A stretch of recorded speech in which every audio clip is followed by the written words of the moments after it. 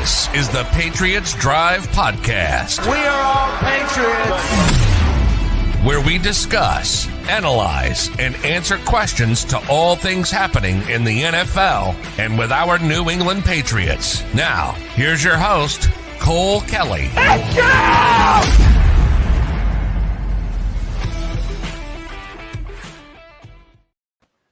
Welcome into another edition of the Patriots Drive Podcast. Draft is finally here. We've been waiting forever. A million different rumors. Patriots take a quarterback. Patriots trade back. All comes down to tonight. So we're going to find out here pretty shortly who the Patriots are going to be taking sometime in the next half hour here. We got a couple things to talk about ahead of time as we get the Bears and Commanders starting their picks up here shortly. But I'm here with my co-host, Jace Campbell. How's it going, Jace?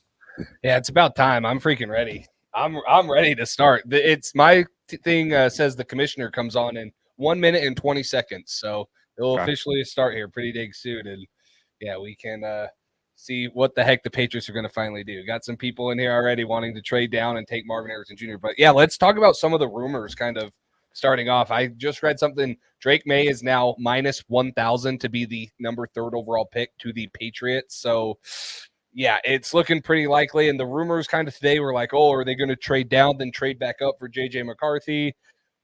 Gerard Mayo said they're going to stay put. Like, they're just going to stay put and take the guy if he's there. And Drake May's the guy. I've been on Drake Maye for a while. He is the guy. I don't think that you can really do much worse than Drake Maye. Like, he is going to be a great number 1 quarterback option if he can sit for half the season, if not the whole season. And he's going to be freaking fun to watch in a Patriots uniform. So I hope in 30 minutes, that's who we draft. I hope that's who it is in 30 minutes. That's who we get. Yeah, absolutely.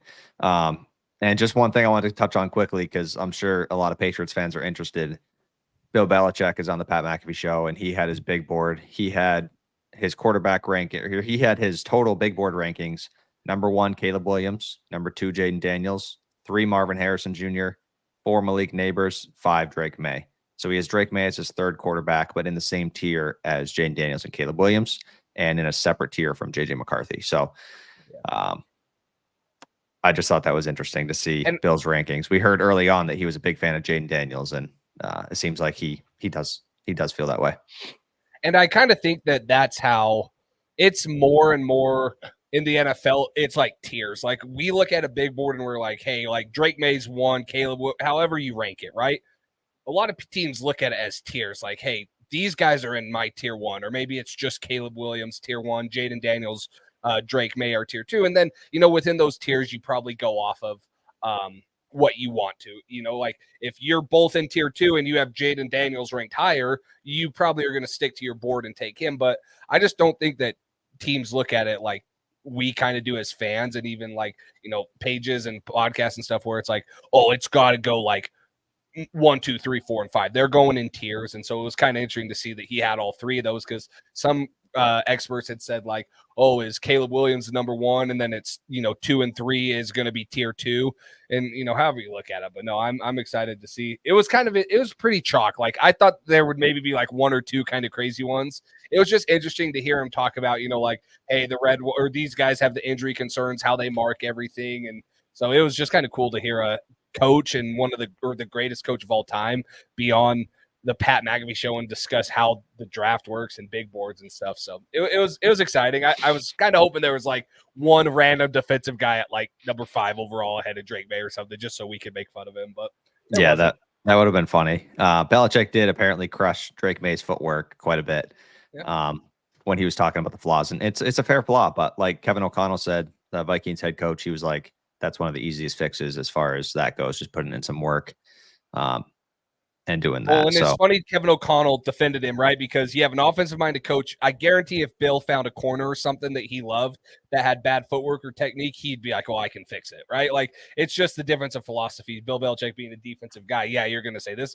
I'd love to play against this guy right here, but you're not drafting Drake Maye for what he was in college. You're drafting him because of everything else that he's shown and has, and what he can get to with good coaching under Alex Van Pelt or Kevin O'Connell if Minnesota trades up. So it was kind of funny to hear that too. It's like, yeah, of course you're going to nitpick. If you're a defensive guy, you don't want to play against him. You like playing against Josh Allen because he had pretty bad footwork and we never really stopped him. So yeah, absolutely. I think I'm excited. I think it's going to be a fun draft here. And we heard Coach Mayo talk about that they're planning on sticking and picking at 3, and they're going to come away with a great player, he said. And he said to stick around towards the end because they might trade back up into the back end of the first round, which we have heard some rumors on that as well. So it's going to be a fun night. Hopefully we get some talent today. For sure. Guys, if you want to call in as a guest, we'll probably be doing that at some point later on. We won't do it while they're making their pick or whatever, but if you want to hang around or come check back in, ask again, we'll probably have some time where you guys can call in, talk about, the pick or whatever's going on. There's obviously a ton of rumors too about Patriots possibly trading pick 34 for established wide receiver and stuff. AJ Brown just signed a extension and stuff, so we'll see. But maybe there will be a time at one point where you guys can call in and hop on, and we'll get those things. So I'm going to share my screen right here. We're going to pull up. This is how we're going to do it this year right here. So we'll have, kind of just this little big board and be going off of this. And I get Twitter and Instagram or whatever, or if you guys are ahead of us, you might get the information a little bit before us. If you can, maybe please try not to spoil it for us. And we'll try to do the same, but we're streaming it on our computers or whatever. So we're not exactly in line with Adam Schefter, who has it 18 minutes before they even go on the clock. So I do have Twitter. So I'd be surprised if anybody had it earlier, but yeah, so you're going to go off Twitter. You're not going to wait for the pick to be made. I can't even hear it on my computer. I don't know what's going on. My sound's not working. So I'm just to get the post out, and I want to know, but I don't know. We'll see. Yeah. Yep. Maybe you can play the audio like when their picks up. Yeah. Just so it plays on here. That shouldn't get copyrighted, right? If it's only like under 10 seconds. Who knows? Of a 4-hour stream, I would think it would be okay, but who knows, man? There's always copyrights. Bears are on the clock. So let's I'm trying to flip back and forth here too. Sorry, I have so many. Bub Means to the Bears, number 1. What? Cole Strange? They traded number 1 overall for Cole Strange? Yeah, they sure did. So, yeah, here's the best available too. We'll kind of be scrolling through here, right? Caleb Williams obviously is who we all expect to go number 1 overall. It would be a pretty damn big shocker if Drake Maye or Jaden Daniels went number 1. Belichick did have. Oh wait, no, never mind. Just kidding. I thought he had J.C. Latham over Troy Fatanu, but a lot of people have been moving J.C. Latham for the Chargers. To the Chargers at 5 as the first offensive tackle, which I like. J.C. Latham. Obviously, he has that size and stuff that. Gosh, I don't know. I feel like there's Joe Alt. He's probably more of a sound prospect, and so we'll see. We'll see. That pick will be here soon too and stuff. So, what do you think of the rumors that the Patriots might trade back up? There were kind of rumors there earlier too. Like in the day, it was like, are they going to move up and take like a Tyler Guyton or an A.D. Mitchell if he's there at 26 or whatever? Like I know you were probably a little bit more on board with the trade up when our recent mock drafts and stuff, but do you believe that stuff right now?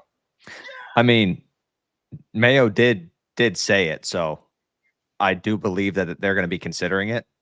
But we also have to consider the fact of the whole Brandon Ayuk situation of Patriots are apparently trying to go after him. We'll see. Yep. We've heard that story before about many receivers in the past 5 years.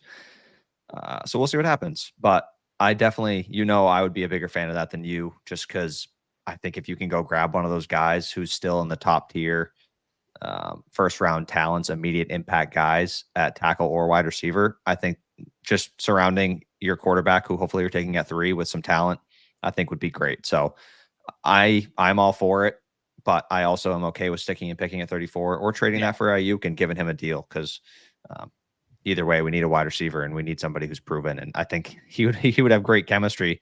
We know KB played with him for a while. I'm sure he probably wants to go play with Jaden Daniels in the Commanders, but I feel like that's a little less likely just because the Commanders already have Terry McLaurin and some other guys there. So yeah, we'll see. So, oh, Caleb Williams just picked up his phone. I hate how long it takes to get to the pick. Like, the Bears have been on the clock since they lost their last game. Like, they've known they're the number one pick. Like, and I get that the NFL's like, oh, let's maybe, like, you can wait 4 minutes, but this clock will probably go all the way down to like 40 seconds before it says pick is in. Yeah. It's like, what are we doing? Like, what's this guy's name? I can't remember. He's on NBC Sports Boston. He said that the Patriots apparently tried to pursue Justin Herbert this offseason. Would you have given up the 3rd overall pick for Justin Herbert? Yes. That would have been kind of dope.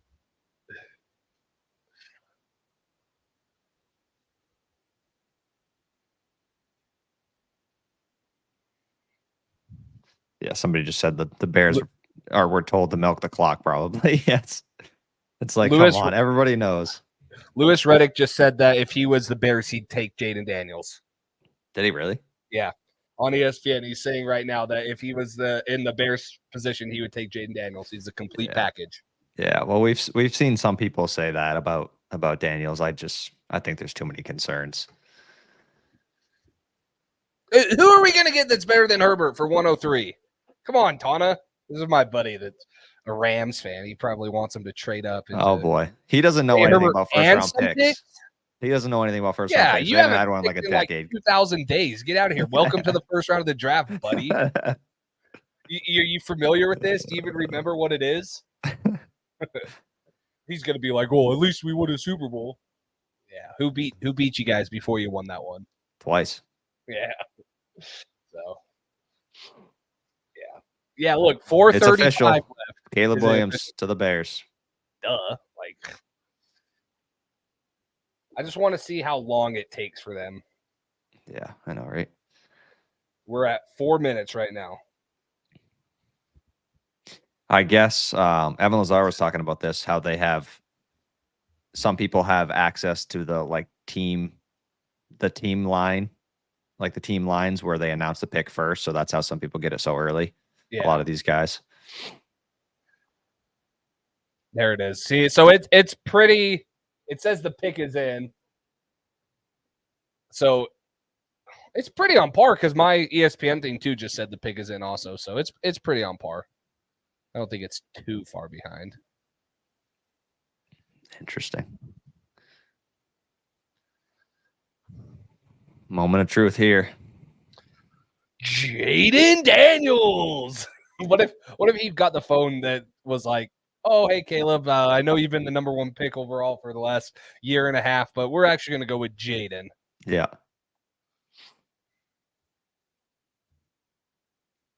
Do you think there's any chance it's McCarthy at 3? I don't know. Well, shit. I'm a little worried. I'm a little worried. I can't lie.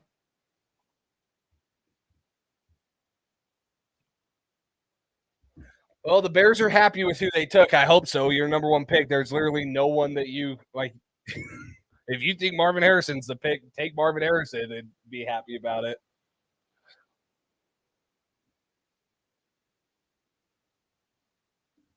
The Mayflower's about to dock in Boston, baby. Hopefully. It is. We're going to have the Boston Tea Party 2.0, baby. Yep.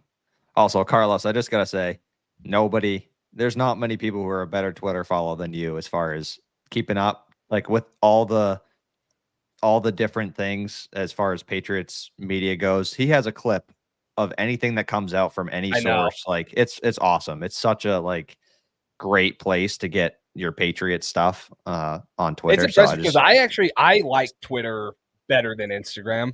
I don't know why, but yeah, Carlos kills it on Twitter. Oh yeah, I love sharing his stuff on Instagram because you can get the clips and stuff and share it on the IG story. So yeah, Carlos, you do a fantastic job. Just wanted to shout him out there. There it is, Caleb Williams. Are we surprised? Yes. I am. I would have went with Michael Pratt from Tulane. I was thinking the same thing. Or Spencer. Oh, did you see Spencer Rattler? Do you know who Rick Spellman is? He used to be the GM for the Vikings. He now does with the First Pick podcast on CBS with Ryan Wilson. Yeah. They did a mock draft today, and they had the Patriots trade down with Minnesota. At pick 11, they took A.D. Mitchell, which we like A.D. Mitchell, but maybe not at pick 11. And then at 23, they had him take Spencer Rattler. Wow. It was so bad, bro. I was like, no way, this is freaking real. No way. Yeah, that's unreal. So it's like, this is not real. They did not just this has got to be all for clicks. Oh boy. Okay, Carlos. Let's go. Appreciate it, man. Appreciate it. Um, You just read the tweet that said there's something crazy going on, didn't you? what? Why'd you say, oh no? What? Oh no, why? I read a tweet that's like, and it's from like a random Commanders fan that said, just heard some news, and then did like the eye emoji and said, just wait, it's crazy. So, it's probably nothing. Yeah. What was I gonna say? Oh, did you hear the commissioner was that's why I said that. The commissioner just had like back surgery a few weeks ago or something. So they were like, I don't know if the commissioner hugs are gonna be there this year. And Caleb Williams like goes right up to him and slaps him on the back. It's like, oh god. Picks him up, cracks his back or whatever. That's funny. Just he can't do it. He has to go back to his basement like in COVID and sit on his chair. That Oh, had to boy. be the weirdest draft. That was with all the people in the background and stuff. It was like Yeah, and he's sitting on the Oh, that's funny.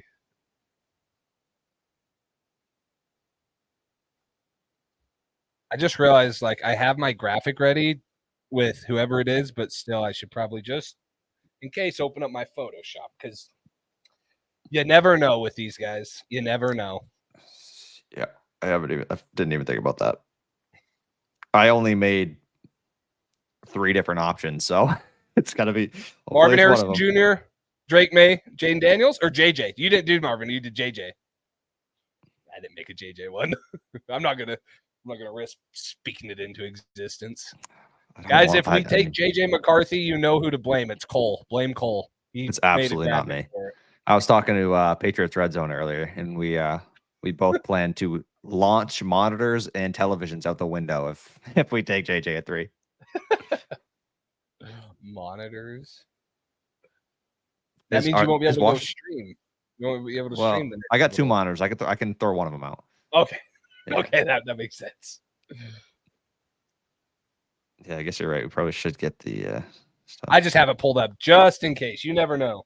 Is Washington? I don't see the clock. Does anybody else? Mine's at 4:10. Mine's at 4:10. Oh, left. Oh, wow. Okay, we're really getting there. We're getting there. We're getting there for the trade down.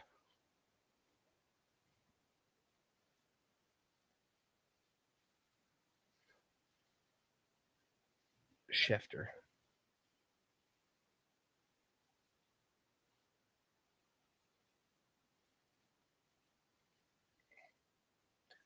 Schefter saying that there's 2 guys to watch here.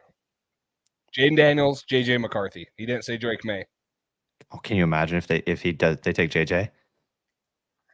They're not gonna, but at least if the Commanders took JJ, we would know who the Patriots prefer between Drake Maye and Jaden Daniels. You would.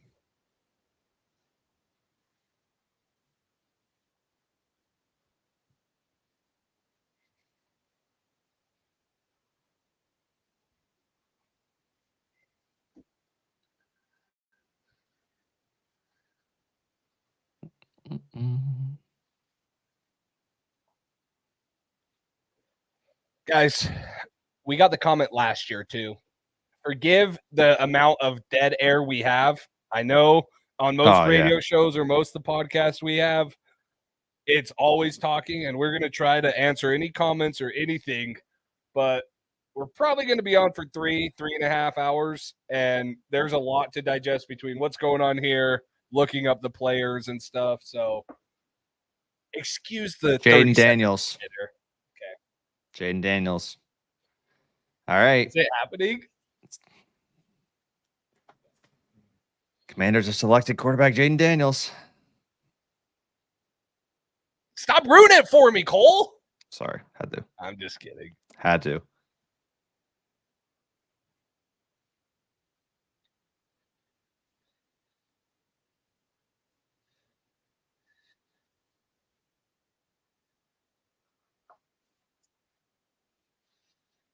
Hey, so the Bears just tweeted something that said, "Look at the first letter in their last 5 tweets, and it spells out Caleb." So they were hinting at it before the draft. That's funny. Yeah, because that was such a mystery. Yeah. What if they didn't communicate, or they just assumed, and they didn't take Caleb Williams, and the whole media department had all this stuff thinking that it was going to be that.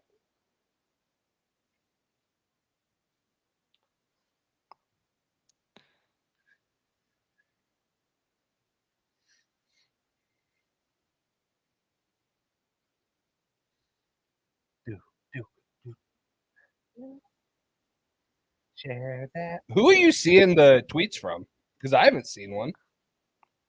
Is it Schefter? Is Schefter the one you're getting them from? I cannot disclose that information. Wow. Yeah, sorry. Sorry. No, I'm just kidding. Jeff Howe. Jeff Howe, really? Jeff Howe's had both picks first. Jeff P. Howe of The Athletic. I definitely do not. Yeah, okay. Patriots on the clock. I'm so nervous, bro. Like, I know.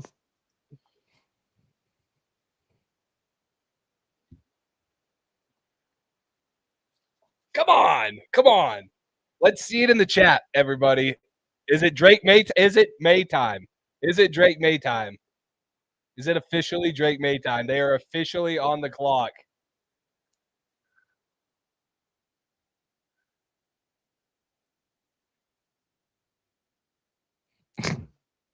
Tana, shut up. You imagine this whole time it wasn't Bill. It was.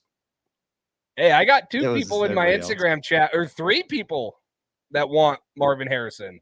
Yeah, I have heard some Marvin Harrison. I think both of us want Marvin Harrison, but I don't know. I mean, I think everybody wants Marvin Harrison on their team, but yeah. All night. Crazy. What a rise by Jaden Daniels from this year, huh? Zach Wilson 2.0. No, he's not going to be Zach Wilson. You sure? He's better than that. I don't know, man. If you would have told me that the Patriots were going to get the 3rd overall pick and at least have a chance at Drake May, I probably would have said you're lying. Adam Schefter just said, one source said there's a 0 chance the Patriots trade the number 3 overall pick. They will stick and take the QB of the future. Let's go. Please don't fuck us up. Please. I've been worried all day that with all the trade rumors that they're going to trade out. So Jaden Daniels is fired up to go to Washington. I thought he didn't want to go there. Jesse in my Instagram chat says Marvin and play Jacoby, but I think we're going to play Jacoby no matter what. The thing is most quarterbacks benefit from sitting half a year or a year. So take Drake May, let him sit for half the season. Patrick Mahomes of them did. Josh Allen did. Justin Herbert. I guess Justin Herbert played like way earlier because of the lung puncture thing with Tyrod Taylor. But like, just because you take Drake May does not mean you have to start him week 1. Shit, yeah. Jordan Love sat for 4 years. I get it. He was behind Aaron Rodgers, but I mean, I think we're taking Drake May to sit him for half the year, if not the full year. And that gives you time to figure out who the future left tackle is. Let a guy develop you take in the 2nd or 3rd. Figure out wide receiver next year. It gives you time. We're not thrusting whoever we took at quarterback in there. So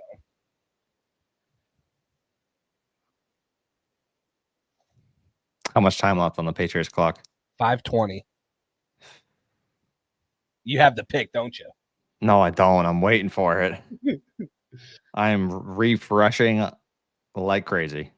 Like Drake motherfucking May, baby. Let's go. Let's go. Drake May. Who is Jeff Howe? Jeff Howe. Drake May. Let's fucking go. I just followed him. I still don't see it.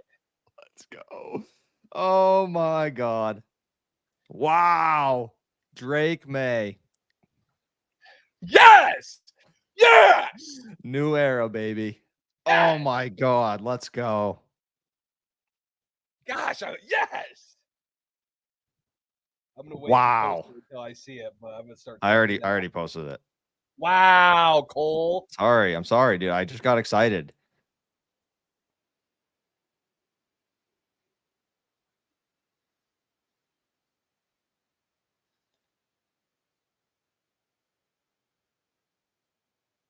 Oh my God. Let's go. Jeremy Oh, Star 18. I bet in 3 years you're probably going to be regretting that you just said damn it on that. Drake Maye, he's it. Look at what Tana said. Connor Strange, Cole Strange's little brother. Well, we would trade back to at least pick 4 to do that. Anxiety AFRN. Pick is in officially. oh my God.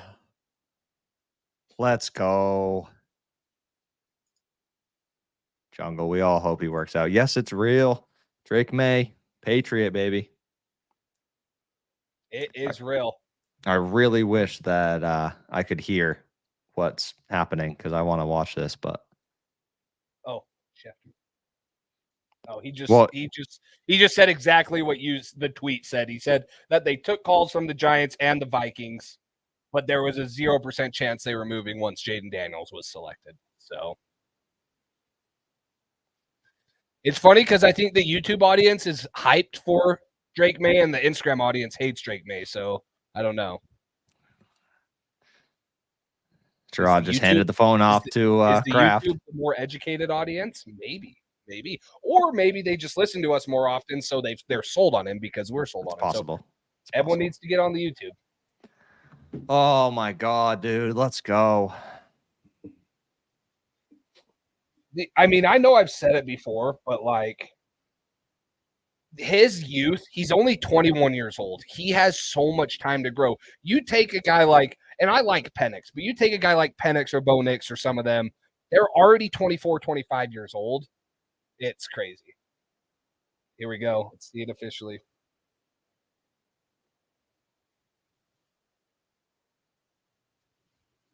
Yes. It's official now, boys. It has been put in. You know the good thing about Mac Jones? You're muted, Cole. Sorry. You know what's a good thing? Did it get announced? Yeah, I got announced. He wore number 10, so we can just cross out our Mac Jones jerseys and put Maye. There you go. Just put Maye on the back. Drake Maye. Yes. We always do. All along, baby.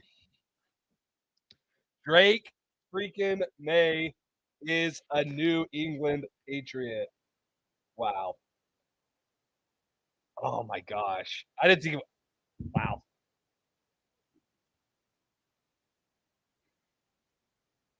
So excited, man.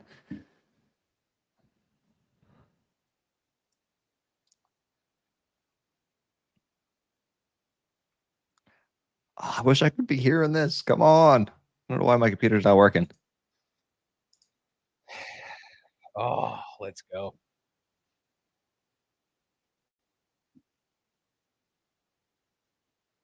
Put on that hat. Come on.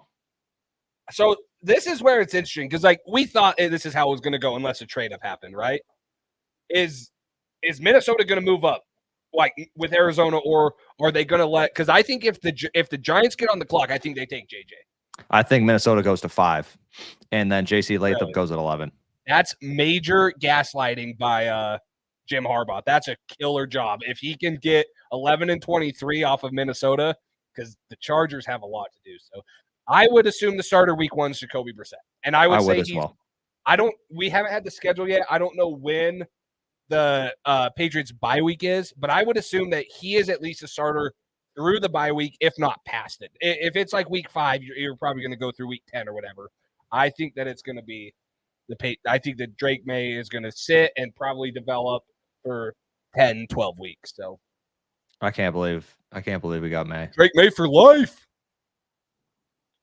We were excited 3 years ago about Mac Jones. I think it's a little bit different because, like, Who's we?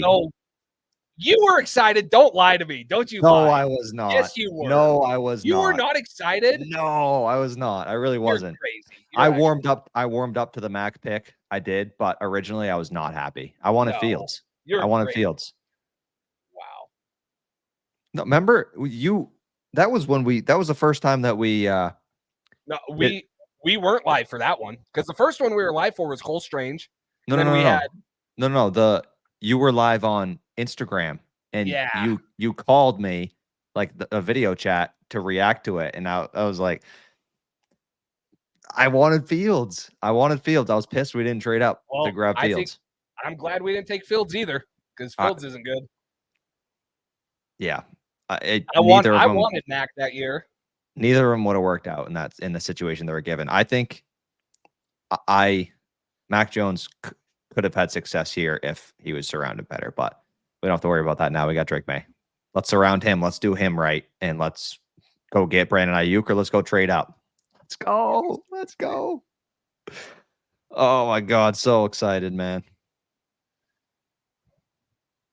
Patriots fans just have too much PTSD and stuff about what happened with Mac Jones that they think a white quarterback from UNC is not going to turn out. That's very bad scouting, and you would probably get fired if you're in the NFL. So just let it play out and see, because Marvin Harrison 4. Yeah. That's a slam dunk pick for Arizona. Yeah. That is such a good pick for the Arizona Cardinals.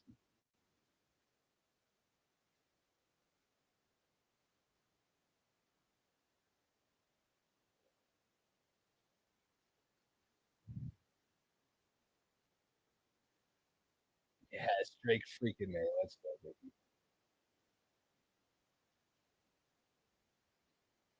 Drake Maye, 6'4", 225.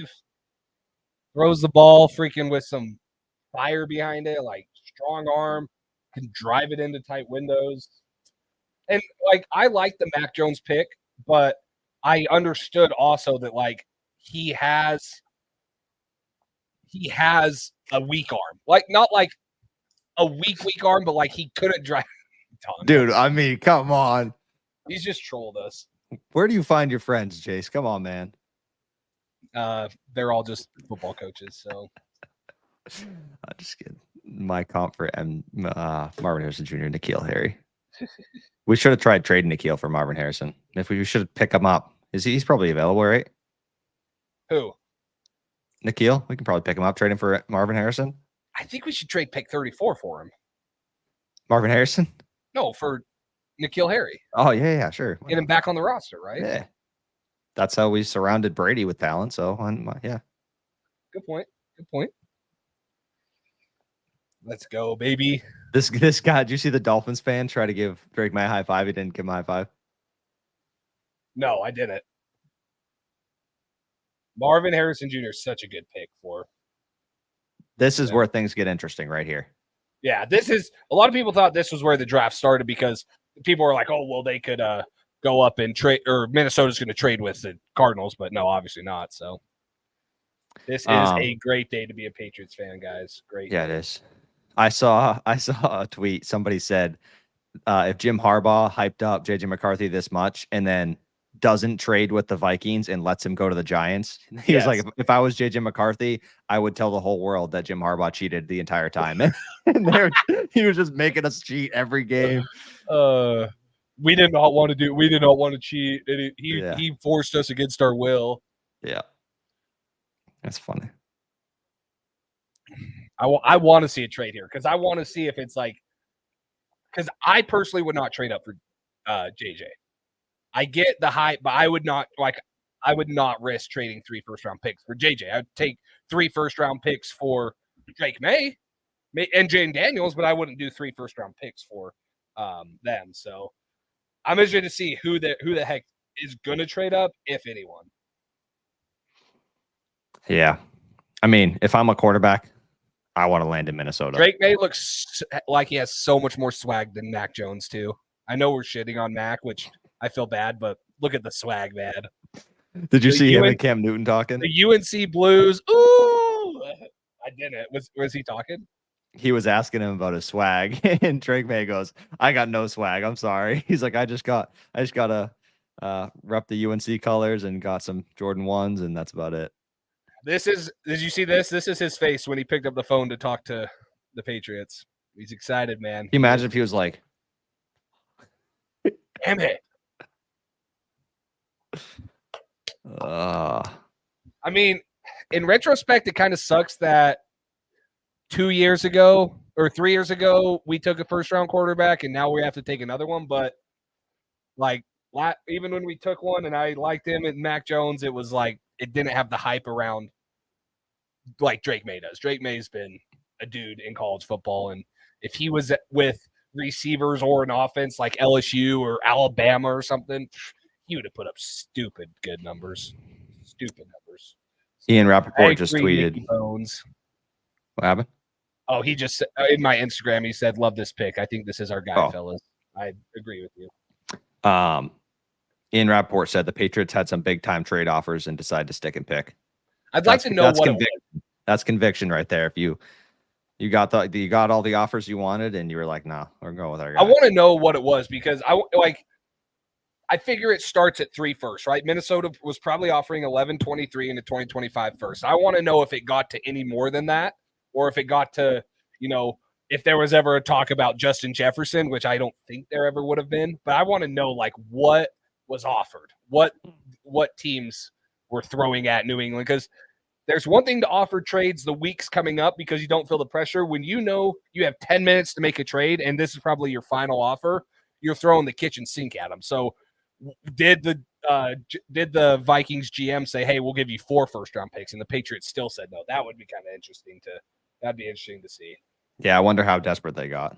Yeah.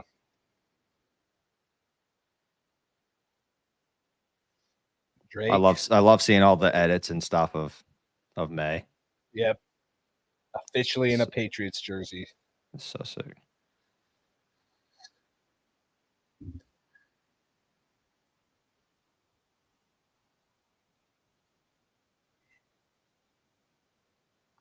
You think it's weird for Bill to talk about the Patriots picking somebody?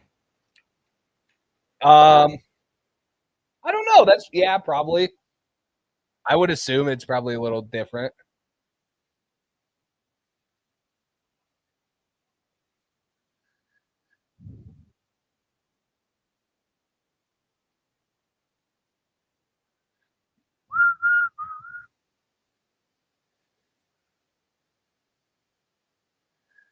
Drake Maye will do good, Mike, the Pats fan. Yes, he will. He will do good.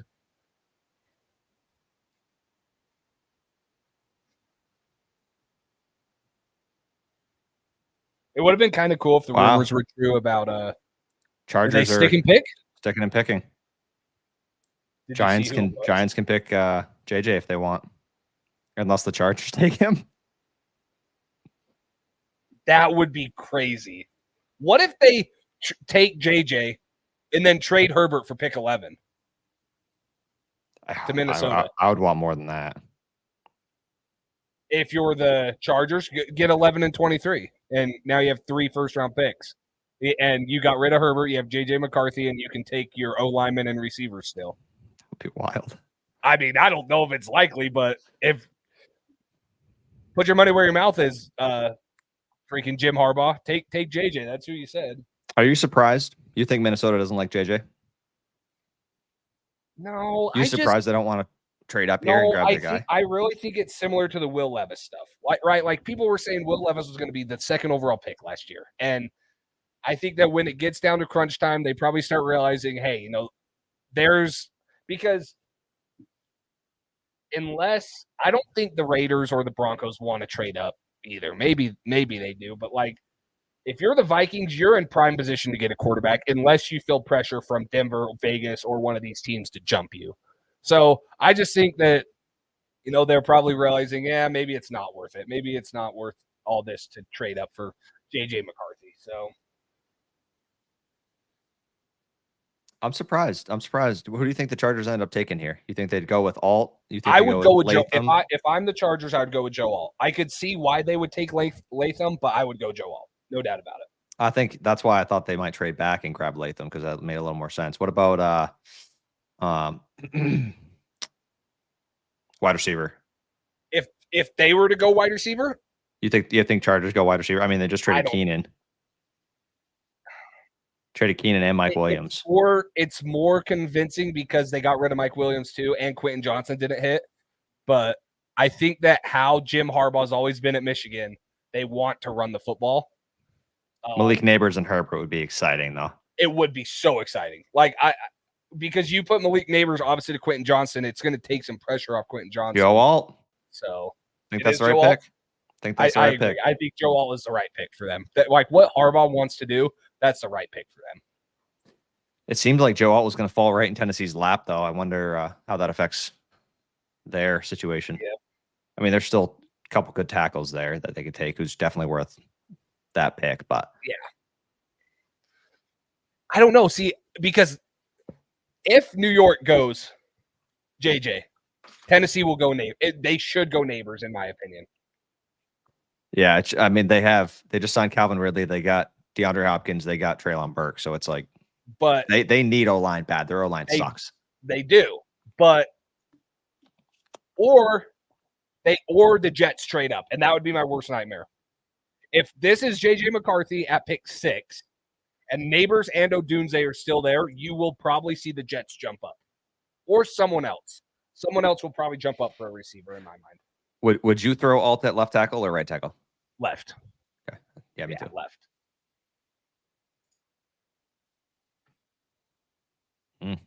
All right. We'll see here. We'll see if I just think it makes so much sense. JJ McCarthy literally said, somebody asked him, do you know who do you have an idea where you're going? He said, I spent the most time with the Giants. I think I got an idea. So I think he's probably going here. And it makes sense too, because JJ McCarthy needs to sit. Like, if anyone else needs to say other than Drake Maye, probably it's JJ McCarthy, because he's 21 years old too. He needs to sit. And Daniel Jones is on a contract where they can't get off of it until next year. So he's coming back from an ACL. You play him, you let JJ McCarthy sit. You're probably going to be bad again, and then you can address whatever else you need next year once JJ McCarthy is. Like, it's almost the same situation the Patriots are in. Not exactly, because they have somewhat of a quarterback. He's just on a $40 million contract. That's horrible. It's I wonder how Giants fans feel about this. Taking Daniel Jones and then taking JJ McCarthy. It's like not super exciting prospects. I like JJ. I do. I don't know. Adam Schefter said in recent weeks, both the Patriots and the Vikings reached out to the Chargers to see if they had any interest in trading Herbert. The answer was very quickly a flat no. So I guess that answers that for you. Yeah. I mean, I wouldn't trade Herbert. You don't. The hit rate in the NFL is like 1 in 3 quarterbacks in the first round, and so you hit on Justin Herbert, he's already like you just build around him, and I think Joe Alt's a good start.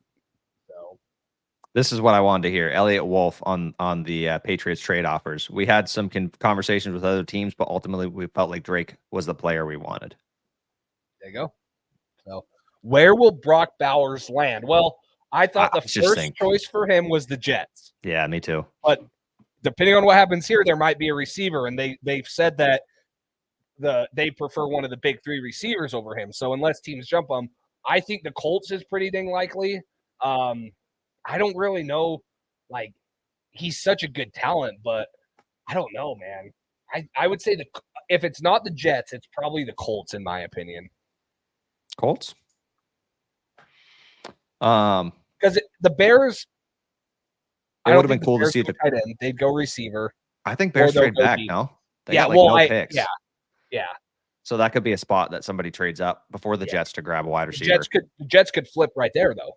Right? Because Atlanta's probably not going receiver. So if Tennessee goes receiver, unless they feel like they need to go with Atlanta, they might just jump the Jets. They might jump the Bears, but the Bears might be stubborn because they might want Odunze. Like Keenan Allen, DJ Moore, Rome Odunze, DeAndre Swift with Caleb Williams. That's how you surround a rookie quarterback. Yeah, that's definitely, that's true.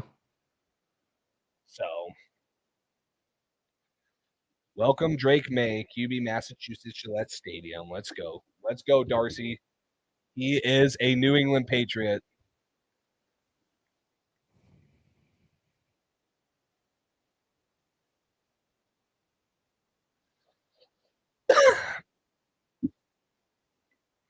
I had someone in my Instagram chat say, Drake Maye is a bust. He's identical to Mac Jones.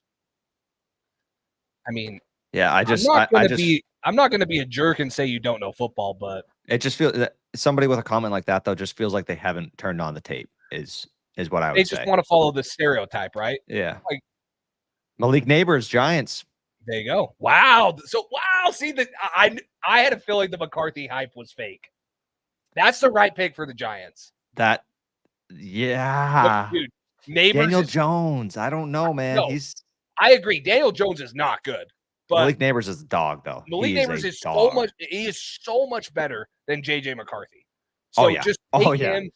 Like there's probably going to be 3 quarterbacks in next year's class, even though they're not Jaden Daniels, Drake Maye, or Caleb Williams, that I will like better than JJ McCarthy. I think the Quinn Ewers will be up there. I think that depending on how Carson Beck plays at Georgia, like there will be 2 or 3 guys. And if, Daniel Jones just sucks again, then you just go and take a quarterback next year, top 5. You're probably not expecting him to be very good. So, yeah. Interesting. Dude, the first round is so long. We're only 6 picks in. It's 9:00. Like, yeah, this is probably fine for you. You 7 o'clock for you. 51 for me. Yeah, must be nice, dude.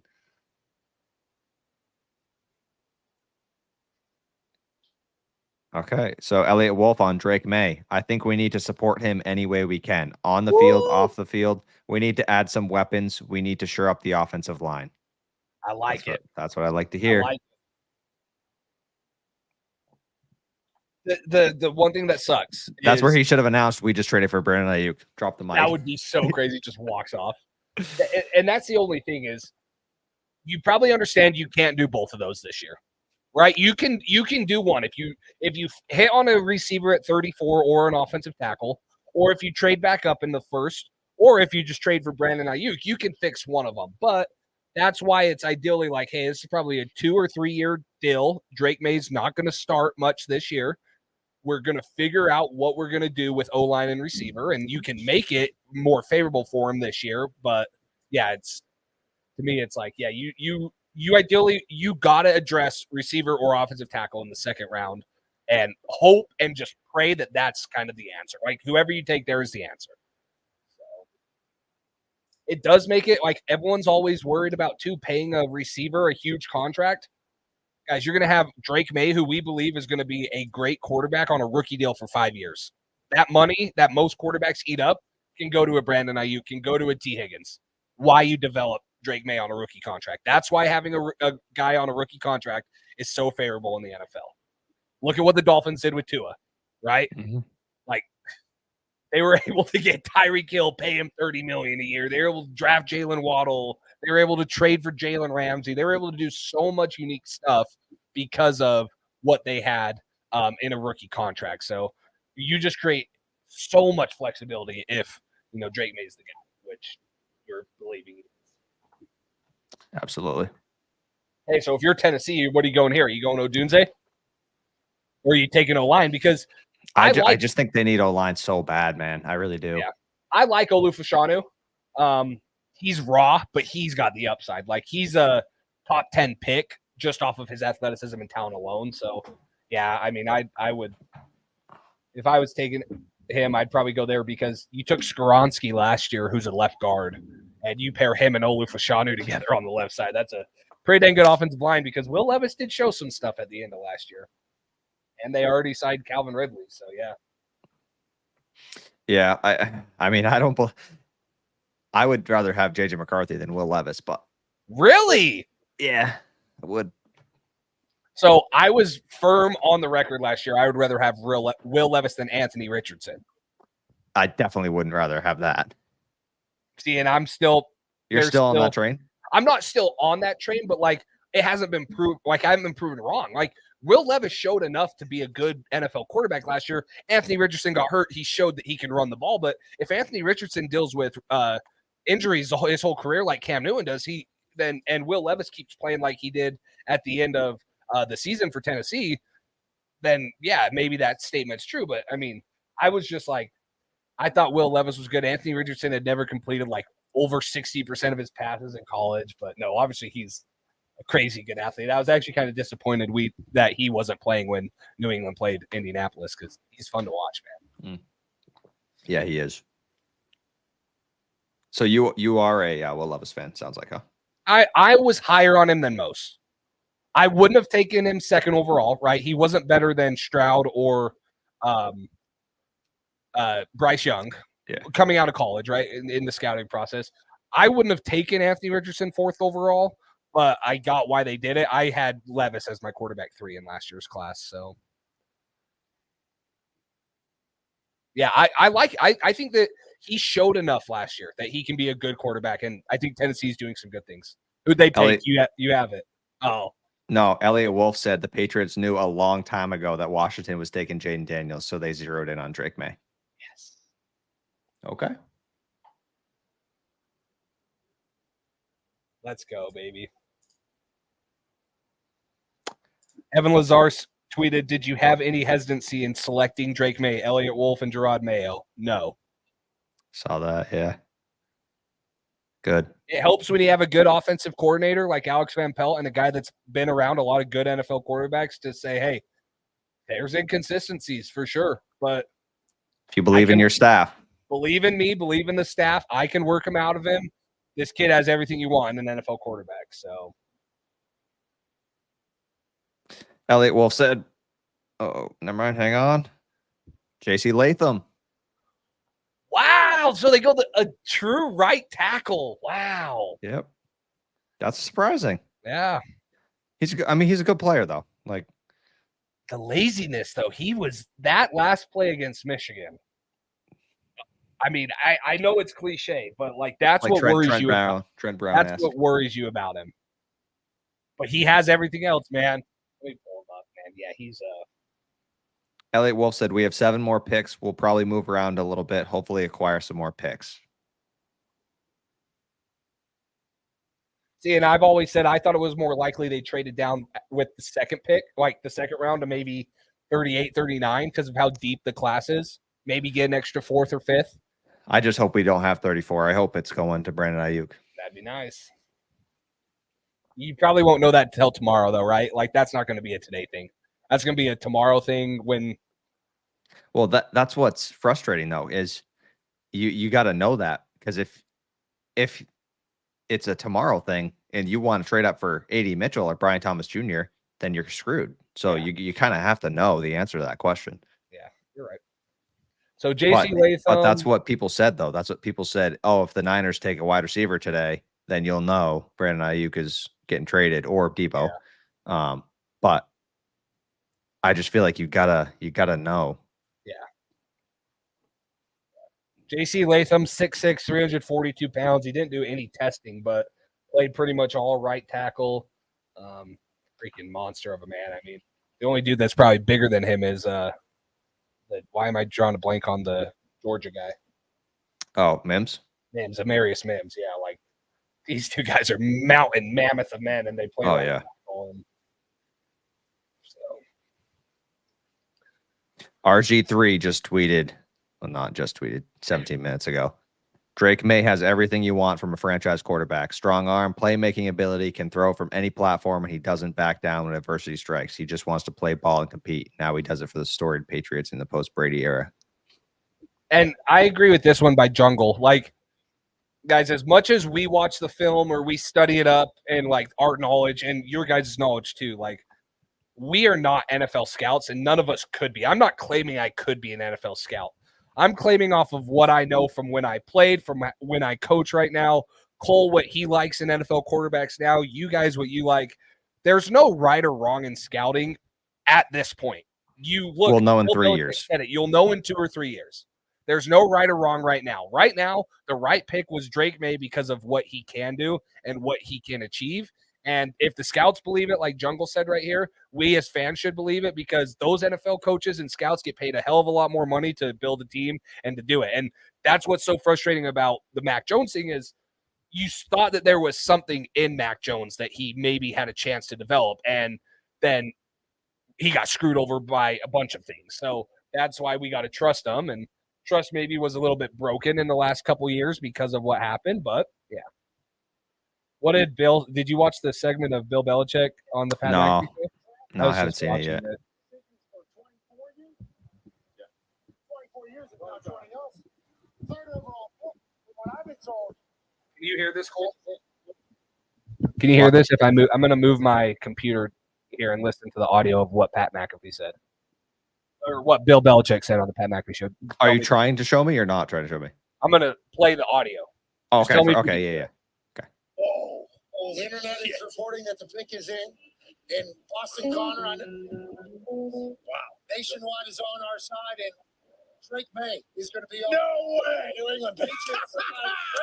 Congratulations! Yeah! Come on! We saw a tweet from Albert here that reported on the internet that Drake Maye will be selected by the Patriots with the 3rd overall pick. There was some chatter, Connor, that maybe they would trade out of there, maybe get some more picks to continue to build on. You get the quarterback of the future in Drake Maye. How zeeked are you, pal? I'm very zeeked. I mean, the conversation around the Patriots trading out was asinine. If that happened, I think there'd be even more riots than when the dynasty first came out. But having a guy at 3 was something that we couldn't even dream of for 24 years, because the greatest coach and GM of all time always had us hanging around at 28, 29, 30, 31, and 32. And that's where you want to be. You want to win Super Bowls, obviously. And it feels like Drake Maye. He's a big son of a bitch. We saw him in the lobby last night. First of all, he's sweating last night because he's not out enjoying this time. No, he's working. He's at the court. He posts on his Instagram. Great Instagram follow. I would do it if I were you guys. He's shooting shots. I mean, look at the style. Look at the smile. Look at the baby blue tie. There's really nothing that you can't not love about Drake Maye. I can't wait to hear about what Bill Belichick says about his film. I heard it's flawless. I heard every single part of his game is perfect. He can come in right away. He can win you a Super Bowl in the first year. Realistically, though, it's going to take time, obviously. You know, that is something we have. Jacoby Brissett now brought him in to be that bridge quarterback. Very understood from Jacoby as well. Couldn't be more excited about that. Bill, obviously, a 3rd overall pick is something that no coach or GM ever wants to have happen. New era up there. How are you feeling right now watching that happen with the team that obviously you are so synonymous with? And what do you think about the player that they took in this new era? Well, that's certainly the top need for him as a quarterback, tackle, and wide receiver. And so, this is one of the top. Drake compares himself a lot to Josh Allen. He has been doing that for quite a while. We'll see about that. I think there are similarities in terms of, size. And Michael Penix at 8 to the Falcons. Special player now. So, Wow. You're joking. No.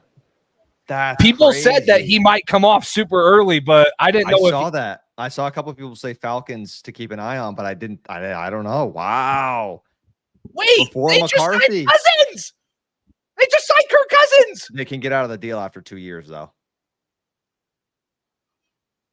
Yeah, that's What? wild. I see it too, Jeff. What? Wow. That's surprising. Guys, I love Penix. Like let me pull it up just so I'm not butchering it. I had Caleb Williams, Drake Maye, Jaden Daniels, Penix as quarterback 4. So it doesn't surprise me that he's coming off the board as quarterback 4, but it surprises me that Atlanta goes out and spends money on Kirk Cousins, and you're most likely going to waste 2 of his 5 rookie years, and he's already 25. He's going to be 27 before he plays. Bro, I love Penix, but no way. That's crazy. Wow. Oh my heck. Like, Look at it's shocking. the McCarthy hype is going down the drain. Elliot Wolf said it was obvious they were going to draft Drake Maye weeks ago after they learned Jaden Daniels was going to Washington. So everything we hear is just bullshit. Just a lot of smoke. Wow. That one's surprising. That is very surprising. Here, this is another quote from Bill Belichick. They got a lot of work to do. They all do. As far as consistency, anybody can go out there. These guys can go out there and make some flash plays, and we'll see more of them as the night goes on. It's the consistency over and over that makes them the championship quarterbacks that everybody's looking for in this league. Anybody of them now? Caleb Williams has been the #1 overall pick for like 2 years now, Matt Bell? Yeah, give or take, yeah. But basically ever since he first stepped on the field at Oklahoma, we said this is going to be a guy. This is going to be a generational talent. And, not really much. Wow. Tana, I would go. I think they're going to go Odunze here. I think this is Odunze, and then the Jets will take Bowers. That would be my guess. Yeah, I do agree. I think you have to entertain a trade here if you're the Bears, but I don't know. That is a very exciting wide receiver core for Caleb Williams if you go grab Odunze, and he's I saw Odunze and Caleb Williams had the same flight, and they were talking on Twitter and stuff. So there's a connection. Yeah, I think that. Yeah, I think it's going to be Odunze. If it's not, I don't think that they go Bowers here. I don't think they go tight end. I think if they don't go receiver, they go like Byron Murphy or someone on the defensive side, D tackles. But yeah, I would say that this is probably, I'm going to guess these next two picks to round out the top 10. Obviously, Michael Penix is going 8. I can't believe that. Odunze and Brock Bowers. I can't believe he's going 8. What? Oh, on the Pat McAfee show, they have the that Oz guy, the magician, the mentalist. The mentalist, yeah. Wow, good for Penix. Like, there's probably no one I was pouring for more than Penix. Like 4 season-ending surgeries.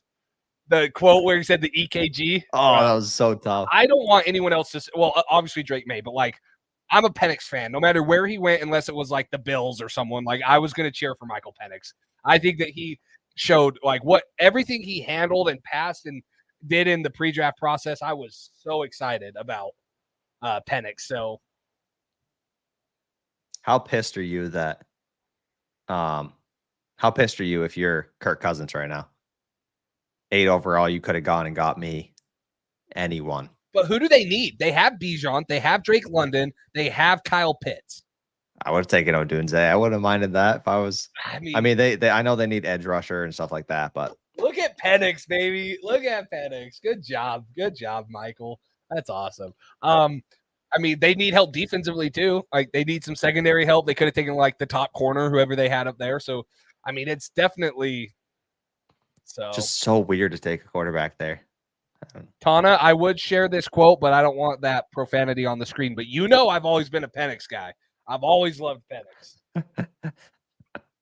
I was arguing with Cole when they were playing. Not Texas. arguing, but that was after Texas, and then he stunk it up in the national championship. I'm not going to lie.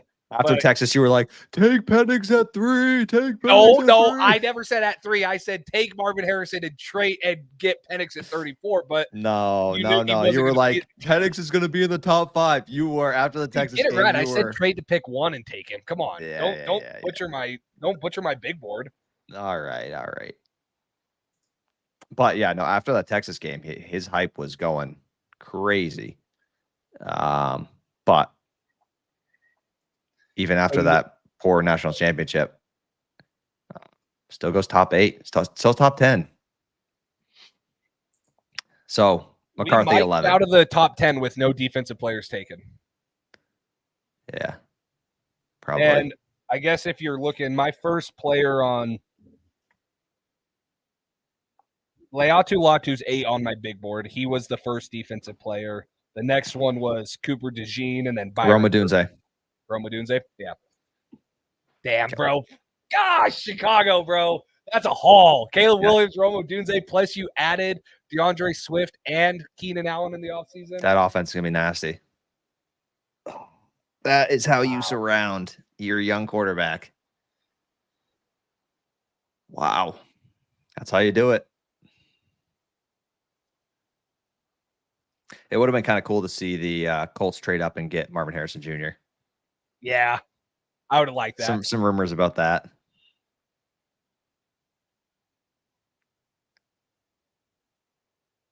JJ McCarthy's trending on Twitter.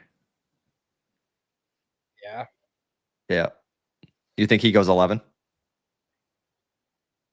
You imagine he gets past the run of Minnesota, Raiders, and Broncos. Well, yeah, but what else does Minnesota do? They have to go JJ, right? They don't need a receiver. They took Addison, right? Like that's they their could go biggest Spencer need. Rattler.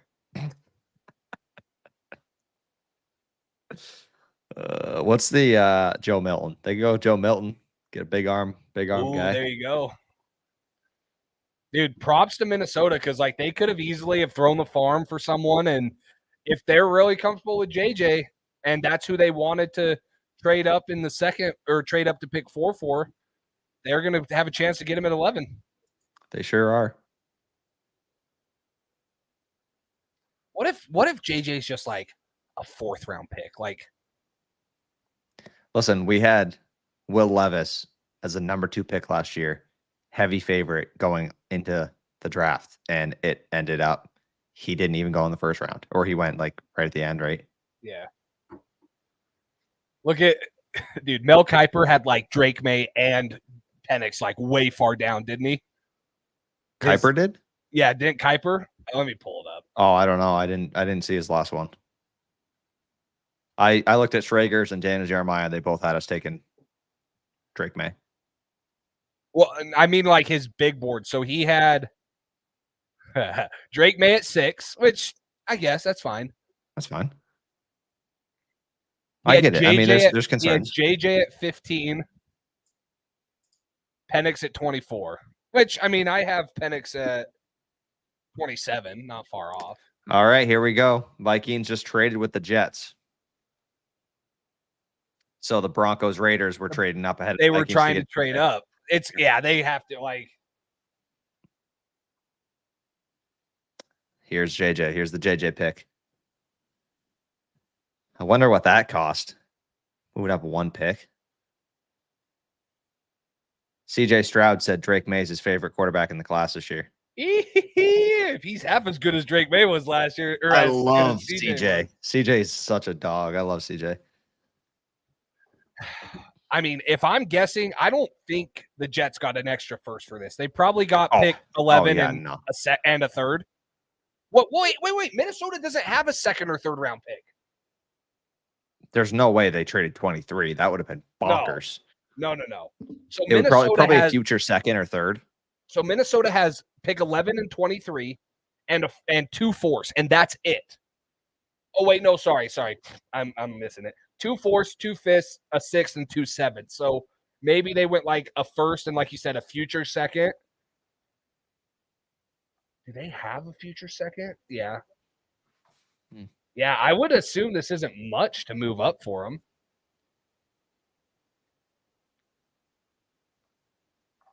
There it is. There's the trade. Come on, give us the information.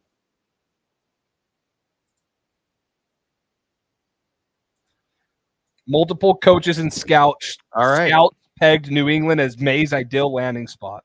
I think he'd be perfect there to sit for a year. He is the biggest high ceiling, low floor guy. That's what scouts said about Maye. I got the trade terms. Okay. Vikings are getting pick 10 and 203. Okay, so a 6th. Jets are getting 11, 129, and 157. Oh, yeah. So they get they move down a pick, they get a 5th and a 6th or 7th, and it's not very expensive. Yeah. You think Vikings trade back from 23?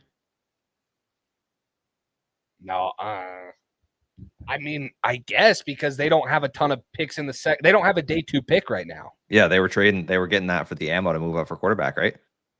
I would think so, but yeah. Yeah, who knows?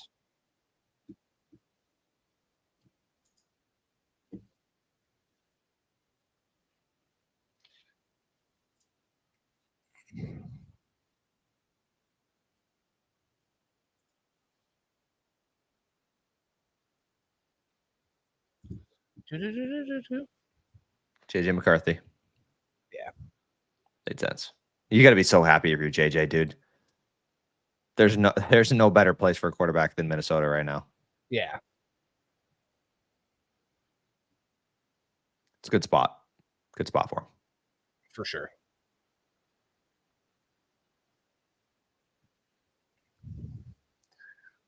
I mean, I'm not a huge fan of JJ, but Kevin O'Connell can probably do some good things with him. Yeah. I mean, with those weapons.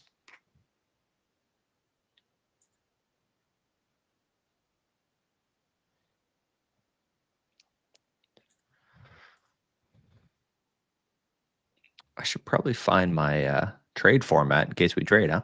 I know. I just was thinking about that, but how likely is that? Come on. Never know. You never know.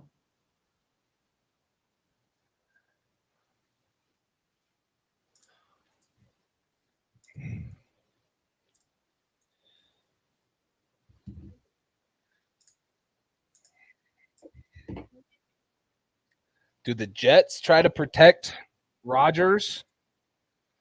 Or No. do they give him Brock Bowers? Yeah. Okay, so it was a 4th and a 5th rounder to the Jets. Move down one spot, huh? I mean, no brainer if you're them, right? Yeah. You can still get Brock Bowers or whoever and I mean, gain a couple extra picks.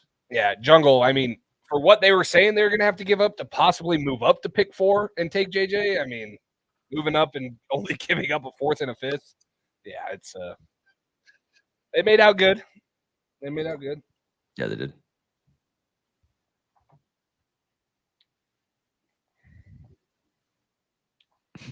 Sounds like Drake May's fired up. What's up? Sounds like Drake May's fired up. He just hopped on with the media. Nice. Carlos, yes. You leave for 10 minutes, and yes, Penix going 8th. Yes. That's why you don't leave for 10 minutes. Never So leave never, the draft. never leave. Ever. You can never take your eyes off. Yeah. Yeah, I mean, heck, J.J. McCarthy throwing to Justin Jefferson is going to make his life easy, just period. So That's a dream for anybody. yeah.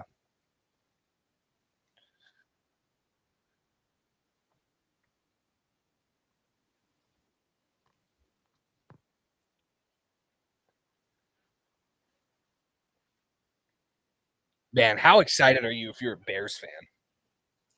Yeah, what a night. Imagine if we had the 1st and the 9th pick. If we just got Caleb and Odunze, I would be doing backflips right now. Heck, even if we just trade up and get like Drake Maye and take another tackle or take a tackle or something. Let's see who. Fashanu kind of sliding. I think Fashanu will go here shortly. Quinyon Mitchell. There's going to be a run on. It's probably going to start going like some of these top defensive guys here soon. And then you'll probably get a run on tackles like the late teens and the 20s. Mm.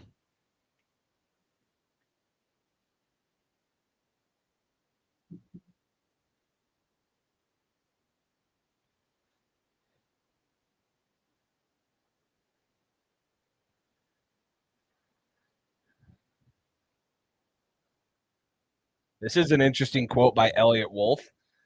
Says Drake Maye was one of the only quarterbacks in this draft that after a loss met with the media. He understands what it means to be a leader. Love it. He also just said, as soon as the clock started, the Patriots called him. Drake Maye did. Drake Maye said, as soon as the clock started, I got a phone call. Wow. Can we play the audio of Drake Maye, like his press conference? Can I play it right here?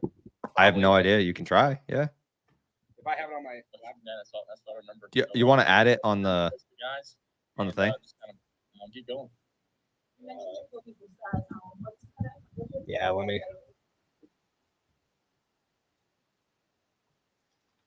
I don't know if I'm logged into Twitter on my computer. I'm on my laptop on Twitter. Let me. It must be on YouTube. I can add it. Is it on YouTube? Yeah, try adding it then. Just kidding. I can't because my volume doesn't work. Oh, it's on YouTube though, so you can start it over. Okay. I'll just go. We'll just go as of right now.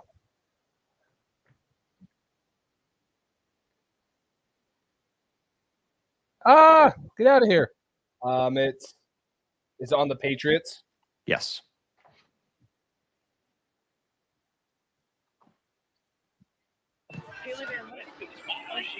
We can hear it. I can hear it. And what do you know about the offense, and what are you looking forward to run? Yeah. Do you want to restart it over? And maybe met first time at the formal interview at the combine. So how see me or no? Yes, Yes. we can see you. Perfect. All right. Let's go. Guys, Don't go all ahead. fire away at once. Go ahead and start with your questions. Drake, what is your reaction? I'm stoked. I'm super pumped. Can't wait to get up to New England. I'm looking so so forward to it. And just an awesome moment to get here with my family and friends. One of the best nights of my life, and can't wait to get up there and get started and get to work. Drake, Can you guys hear this in the chat? Wolf said he's known for a couple weeks now that they were going to take you at 3. When did you? I just know turned it that on they my were gonna take you? phone Was and this I a could hear it. surprise? So Yeah, I when I think when I heard that phone ring right beside me, had the ring down phone, the old school phone right beside me at the draft. Once that rang, it was just it rang real early, right at 10 minutes. Right when the clock was Patriot on the clock, I heard it started ringing, and it was just kind of one of the moments I'll remember forever and I'll cherish. I think my mom grabbed that phone and took it with her, so we'll remember that forever. Did she let you have any words with the conversation, or is she the one who picked up the phone? Yeah, exactly. No, I thought she was. No, she let me, pick it up, and it was a little tough to hear, but no, it was great. Could hear him pretty clear. Drake, who is with you in Detroit? Yeah, I got my 3 older brothers. 3 of my best friends. They, even my oldest brother Luke. He plays basketball overseas in Japan. He flew back, yesterday and made it in for the trip. My 2 parents, a longtime girlfriend, and 10 of my friends and family, came up and just as a surprise, yesterday. So awesome night. Can't wait. I know they're excited. We got a whole bunch go of grab a Patriots water. fans I'll be now, back. so I'm excited to see that. Enjoy the Drake Maye press conference. What stood out to you about the Patriots in the pre-draft process? Yeah, I think went up there on the 30 visit. Just not only the history on the wall, but kind of just the motto there. Work ethic. Grind it out. The Patriots has been a dynasty, and one of the best areas, best sports towns. I think it's the best, in the country. And I'm so looking forward to getting up there, getting to see it, getting to see Gillette Stadium, and just looking forward to that. I think that's kind of what Coach Mayo preached. He's such a player's coach. I can see how all the guys kind of attract to him, and I look forward to playing for him and meeting everybody else. Did you have any conversations with players that are currently on the Patriots, and then have you heard from them? Olufashanu, number 11. Yeah, I have. I for got the to know Jets. actually You guys in the chat wondering. over the summer. Connor McDermott. I got to meet him at the Super Bowl. And then I've who else on the Patriots? Gonzo a little bit. The DB. And other than that, I'm just excited to meet everybody else. And can't wait to get in that locker room. I remember walking through it, and they got a basketball hoop in there in the locker room that I was shooting at. That's what I remember. So can't wait to get up there and meet the rest of the guys, and just kind of get going. You mentioned Jacoby Brissett. What's your feelings about getting to be in a quarterback room with him? Yeah, awesome. He's been so many different places, so many different offenses. I think he's been in this offense before with Coach Van Pelt. Just looking forward to getting to learn from him. I know he's an old guy, old vet, so I know he's looking forward and he can still play. So I'm looking forward to help contribute in any way, and I just looking forward to getting to see him. And I know he's the man. Drake, you mentioned you got to know Jacoby last summer. Where did you guys meet? Yeah, I've met him through Sam Howell. Back when he was with the Commanders. So I had to meet them through mutual friends. They're great buddies, and Sam speaks so highly of him. And so I got to meet Jacoby, and looking forward to being in the same room again. You mentioned Alex Van Pelt. You mentioned Alex Van Pelt too before. Did you get to meet him when you were up here? And what do you know about the offense? And what are you looking forward to running his system? Yeah. Oh yeah. You heard me, Coach, and maybe met first time at the formal interview at the combine. He was asking some questions, and then went up there for 30 visit and went through some of the film, outside zone scheme, and they like to throw it around. He was showing some clips and play action stuff with Rodgers back in the day in Green Bay. So I'm looking forward to being in that offense. I know they had a lot of success in the past, and just look forward to kind of finding my way to best contribute to the Pats nation. Drake, Can you hear me? There's a lot of NFL Olufashanu, analysts who would say 11. that the Patriots Oh, situation wow, with so they rookie didn't quarterback, go. If it's not the worst. Okay. Yeah, they didn't go Brock. I mean, I think that's the right decision though. You don't want Rodgers to get hurt in the first 10 seconds again. Yeah. That's a good point.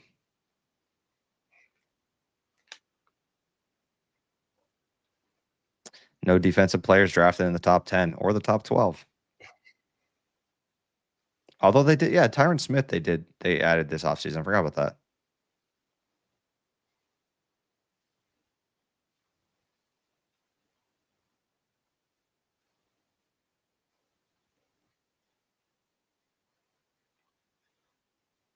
In a couple hours. Hmm? Think of Oh, sorry, I was quarterback. listening They to the think of Drake Tom Maye thing. Brady. What do you think of Tom Brady and following in his footsteps now? Yeah, Tom Brady's the GOAT. It's easy to say that. He's the best that ever played this game. I'm not going to be Tom Brady. So I'm just going to try to be Drake Maye. And from there, I'm just trying to learn from him, hopefully get to know him a little bit. And other than that, just try to, soak it up and be a sponge and try to learn all I can from him. And he's the man in that town. So Next, we'll go with Doug Kyde. Hey, Drake, welcome to New England. Congrats on getting picked 3rd overall. I just wanted to know a little bit more about what the Patriots first brought up in your combine interview with them when you were going over, in those 15 minutes. Yeah, I think the first thing, you just get to know me, was the first thing. Asked me some background questions, some family questions. Was the first time I talked to him was at the combine, because I didn't do anything Senior Bowl stuff or any of that. So we were just kind of some background questions about my family, about my past 2 years, and they put me up on the board a little bit and watched some tape, some good plays I remember, and some of them are bad. So just kind of want to know my thought process and just being honest up there. And I remember drawing up a play. I think they put it against cover 2. I drew up a play. So. Drake, when we were just meeting with Gerard and Elliott, Gerard said that, you want to make it clear that you're not coming in as the starter and that you knew that. What was that conversation like, and what's your understanding on that?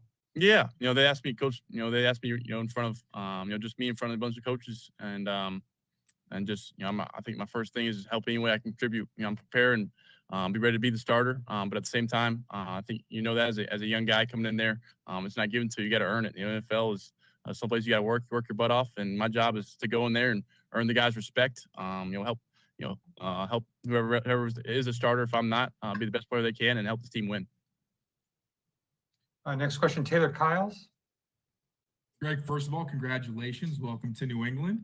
Watching your film, man, one of the things that stood out was your ability to attack the entire field, inside and outside. So I'm curious, say it's 4th and 7 with the game on the line, whether it's a concept or a route, what would you say is your bread and butter play that you feel really comfortable with? Yeah. No doubt. Bo Nix at 12. Across the middle. I think, I got to see it well. I'm big 6'5" dude back there where it's a seam shot, big D. Wow. So you get 6 quarterbacks in the first 12 picks. People didn't know if you'd get 6 in the first round because that would be an NFL record. Now you get 6 quarterbacks in the first 12 picks. Wow.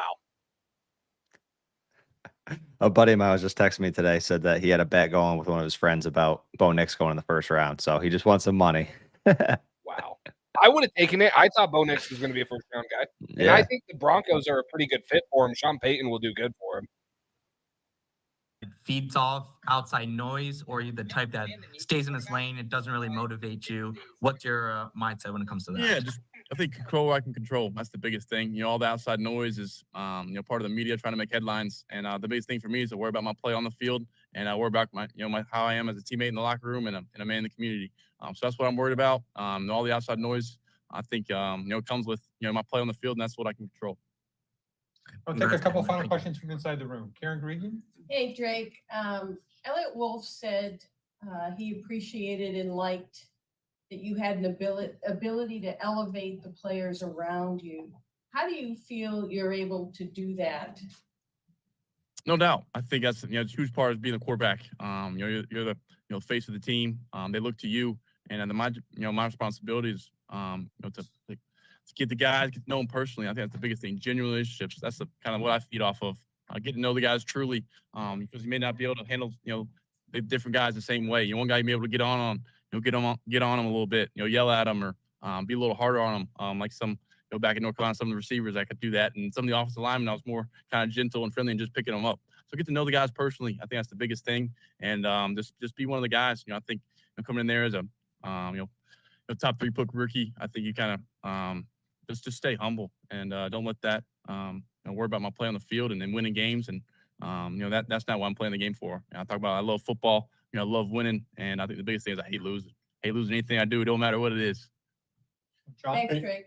Drake, what can Patriot fans expect from you when you get here? Obviously, you're full of charisma. You're excited about this opportunity, but what can Patriot fans expect when you get here? Yeah, a competitor and a winner. I think that's the main 2 things that come to mind. It don't matter if I'm racing you out the door or on the football field competing. I think I'm competing to win, and that's what Patriots Nation is about. That's what they know how to do, and I'm ready to come in and do that. Alex Barth. Drake, obviously just like a long few months here with the pre-draft process. I know you still have a lot of work ahead of you as you get to New England, but how does it feel just to have this portion of this offseason behind you now? Yeah, it's awesome actually. I think it's a long process, straight from the season into working out for the combine, then pro day, then these visits. So it was an awesome experience though. A lot of learning, a lot of get to know about the NFL, get to know about the league, and get to meet a lot of different people, a lot of awesome coaches and awesome players. But I'm excited to get to rookie minicamp, get to know the fellow Patriots, and just ready to get to Foxborough. Take a final question. Drake, you mentioned combine interviews in this process. What did you learn during the course of the interviews that you need to address before you take the field as a Patriot? Things that you have gained from that process, you'll now try to invest, in improving yourself. No doubt. I think the biggest thing I learned is just be myself. Don't change for the NFL. Don't change for anybody that's hating or downplaying me. Just be myself. Be who I am. I'm not gonna change. You're getting Drake Maye. That's who I am. You are gonna see it. Day in, day out. I may have not as much energy as I may sitting in one of those interview rooms as now, but one of the best days of my life. Can't thank Pat Nation enough, and the front office coach for trusting me, and I promise I won't regret it. And looking forward to it. Thank you very much, Drake. You've got quite a few other interviews to do tonight, so we're going to let you go. That's our quarterback, baby. That is our new quarterback. Love it. Yes. 12 off the board. No defensive players still. Crazy. I gotta get caught up. Sorry. Let's get this back to what we were using. Okay, so Broncos go. We there. Gosh. I don't think the Raiders, unless they go Bowers, this is probably Quinion Mitchell or Byron Murphy. So I would say Quinion. I think this is perfect spot for cornerback 1 to go off of the board. I mean, there's not any quarterbacks left, right? I mean, unless they want to take Spencer Rattler. That's next guy though, huh? I mean, let's on my board. I didn't know if I was forgetting about somebody. Let me look. Yeah, I mean, Michael Pratt, Spencer Rattler, Joe Milton. It's really kind of the guys right there that make up the quarterback room. What's the what's best available right now? Damn it. Forgot about that. Thank you, Pat Scout. I'll go get the Mayo. Best available. I mean, I think Brock Bowers is the best available. I get the positional thing, but you're talking best available, Brock Bowers. But I think he's in Indianapolis. He's going to the Colts, would be my guess. If I had to guess, that's who I'm.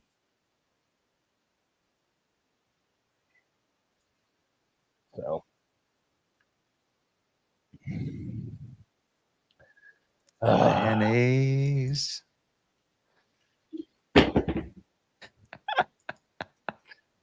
It's worth it. I'll be back.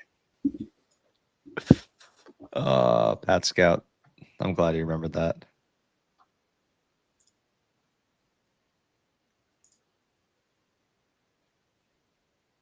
Let's see. Let me add slides. No. How do I do this?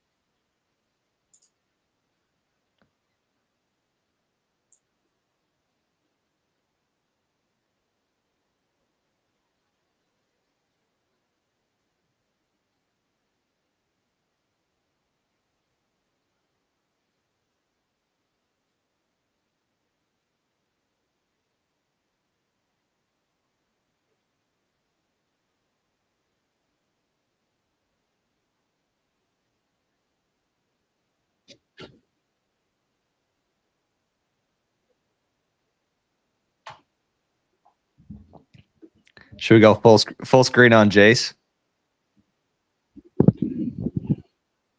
The Mayo spoon story is Jay said on the podcast the other day that he would. Oh, that's a lousy scoop of mayonnaise. Come on, Jace. Would you get the tiniest spoon in the cupboard or what? Why aren't you eating a spoon of mayo? I didn't make any promises like you did. I didn't say nothing about mayo. Jay said if we drafted Drake May at 3, then he would eat a scoop of mayonnaise, and there it is. And Someone mark this in the chat. An hour and 32 minutes in.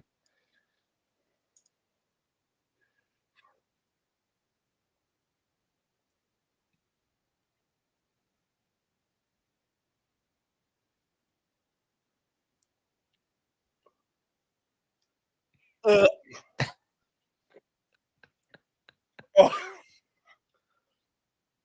All of it was worth it. Thank you, Gerard Mayo, for giving us Drake May. I had a spoonful of mayo for you. Oh,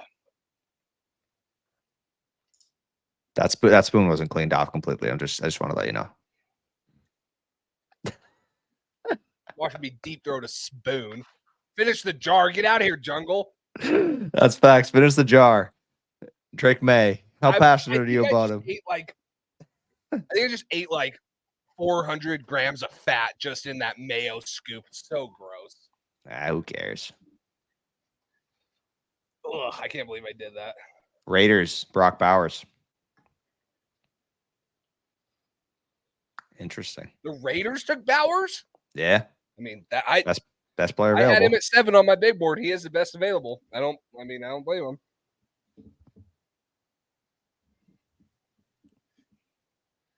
Finish the jar. I'm not finishing the jar. Get out of here. Listen, I didn't say it. Is that the right one? Yeah. Why does it Trying look to take a different? drink with my lid on. Nice. Wow. Still no defensive players. Hang on. I'll be right back. Oh my gosh, guys. Yeah. Yeah, good for Bowers here. Wants to rule the world. Go, go, go, go.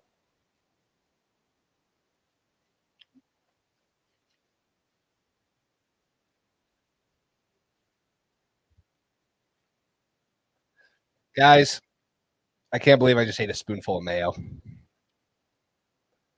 Really, really weird. Oh, well. You guys like my Drake May jersey? Got it off patriotshop.com. They already ordered. They already delivered it to me. Crazy, huh?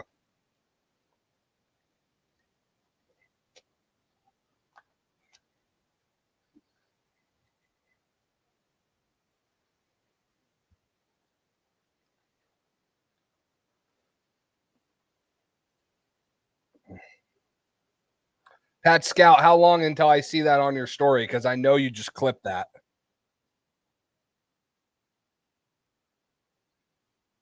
Or are you going to post it, man? I know that that's going to be posted. No, it was mayo. Mayonnaise. Mayo. Get out of here.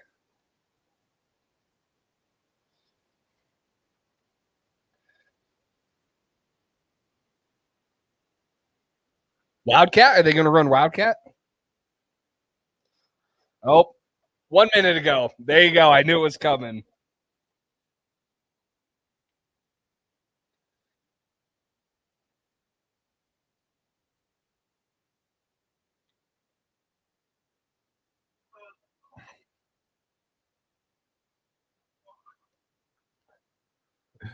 Always exposing me, Pat Scout.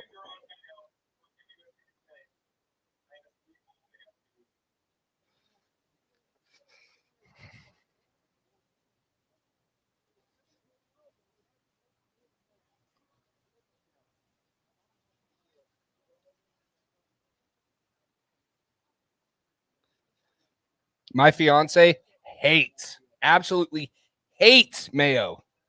She might not marry me if she knows I eat a full spoonful of mayo. So let's try not to let that get out. Even though she does follow this Instagram page and there's a chance she's watching live, let's try not to let her know that. She might never kiss me again either.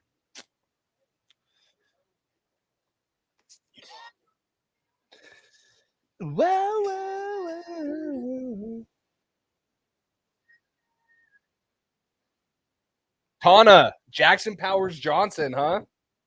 We did grow up. You remember how some people we knew said he probably wasn't good enough to play at our level?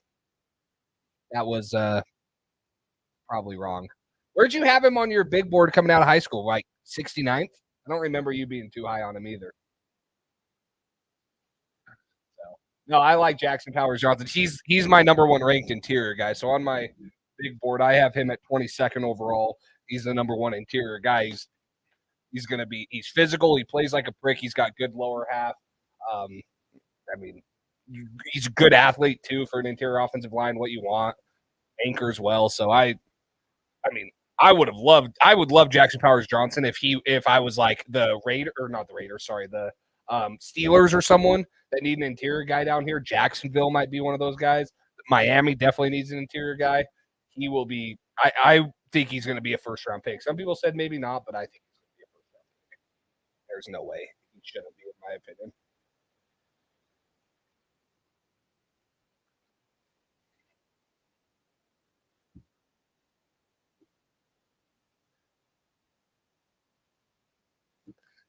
Whoa.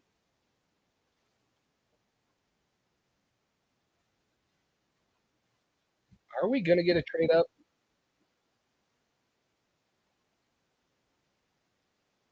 Are the Patriots actually going to trade up? I'm going to guess.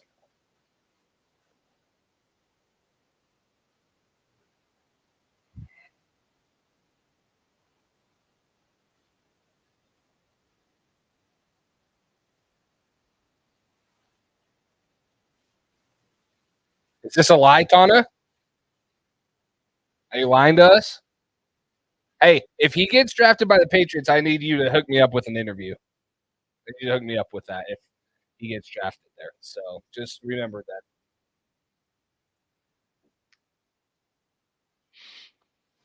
Well, we got anything new? Nothing. I mean, I guess I'm not really following on Twitter, though, so I haven't seen who the Saints are picking. You ready for some ASMR? Yeah. You going to eat mayo? Oh. Should we do like an ASMR live stream? Talking about the Patriots? Some blueberries. Oh, now Cole's going to be the one to get exposed by eating. Listen, that mayonnaise just really boosted my appetite. You saw me eat a spoonful of mayonnaise and you said I'd eat some. So freaking go look on Instagram. Pat Scout already put it up. It's already on his story.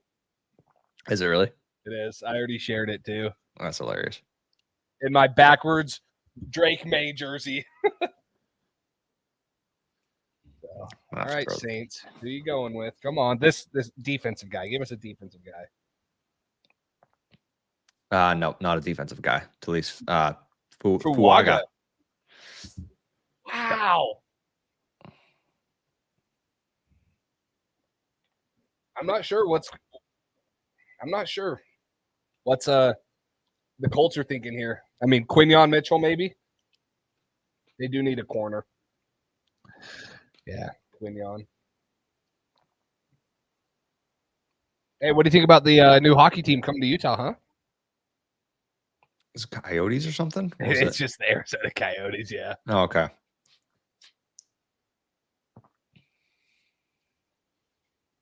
Are you big into, like, obviously the Celtics are dominating. Are you big into the NHL playoffs? Did you see the Celtics game last night? They did lose, you're right. To the fucking hospital heat. Unreal. Hey, you guys lost from last year, too.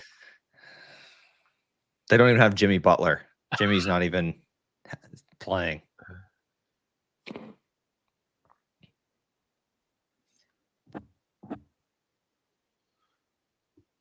How are the Red Sox doing? I'm being for real. I'm not like trying to be a jerk about it. I'm like actually asking. That's absolutely unreal that you would ask that question. I think we're playing the Cubs on Sunday Night Baseball. Yeah, coming up here. We just swept the Astros, so you guys will be light work. Yes, we probably will. Half our team is on the injured list, so Trevor Story's out for the year, right? yeah, we have 4 of our pitchers who are supposed to be starting this year are currently on the IL. 4 starting pitchers. That sucks. Our ace is on the IL too, but he should be coming off soon. But yeah, 4 is a little bit hard to bounce back from. Yeah. I mean, our freaking closer has blown 4 saves already. We've played like 17 games. Soon out of here. I just reposted on my story. I said, you won't find this content anywhere else. You won't. Do you ever look at like the fans' reaction on Instagram, or not on Instagram, sorry, on like the live video and think like, do you think they actually know who the heck all these prospects are? I would hope if you're going to the draft, you would have some idea. Like the Saints fans that just freaked out because Tailise Fuaga got taken. Do you think that they actually like know? Probably not. They're probably told just to do that. I don't know.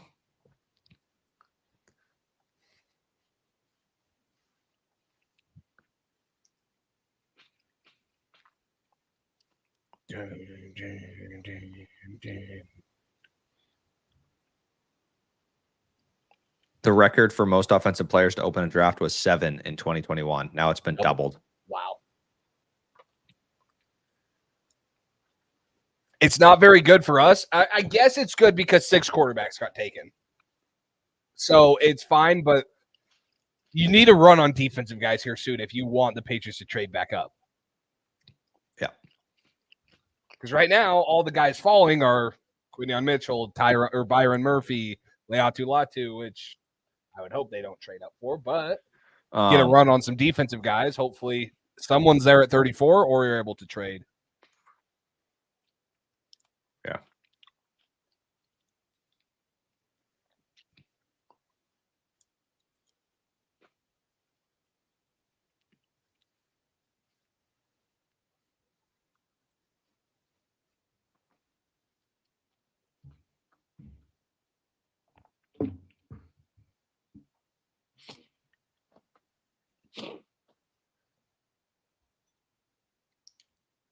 Outstanding pick by the New Orleans Saints.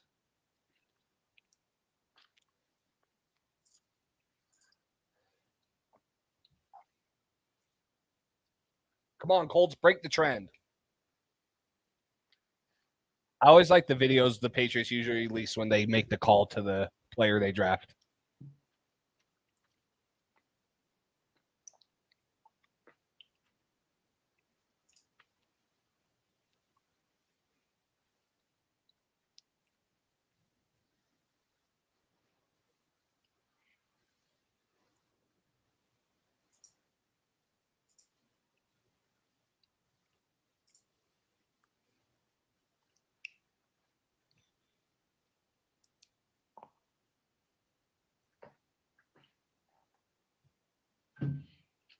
Everybody.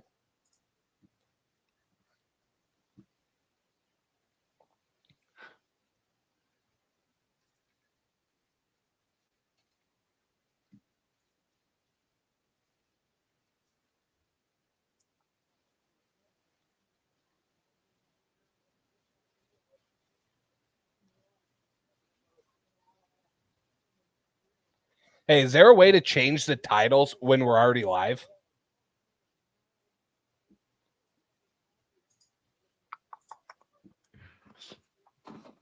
Because like I'm trying to go to edit, but it's saying I can't do it while we're live. Do I have to go into probably YouTube Studio?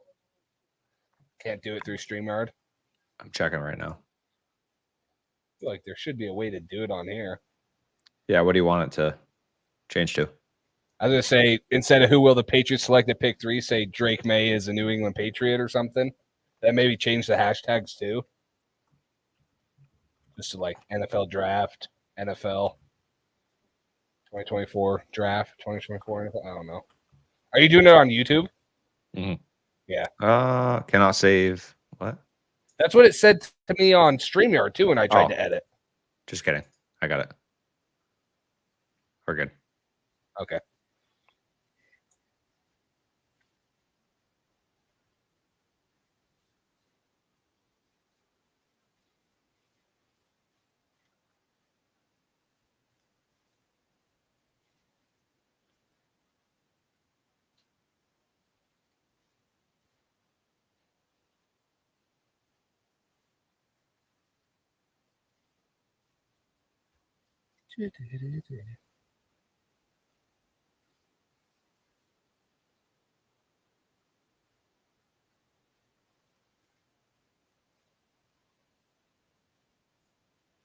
Latu, 15. There you go. Finally get a defensive guy. Yep. About time.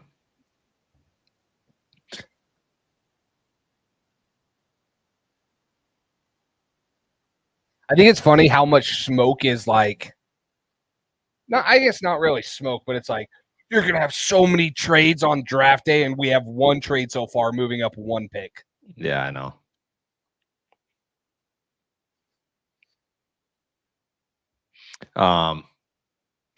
Can't remember who it was talking about there might be 10 offensive tackles drafted in the first round. What the heck? Yeah. I mean, this is a deep tackle class. Is that you? Yeah. Okay. Yeah, this is a deep tackle class, but 10? Hmm. 10? How many have gone already? 1, 2, 3, 2, 3, 4, 4, 5. I'm seeing 5, right? 5. Okay. Alt, Latham, Yeah, Fashanu. Shanu. Oh, Fuaga. Fuaga. Sorry, 4. Yeah, 4. 10? No way. That's a lot. That is a ton.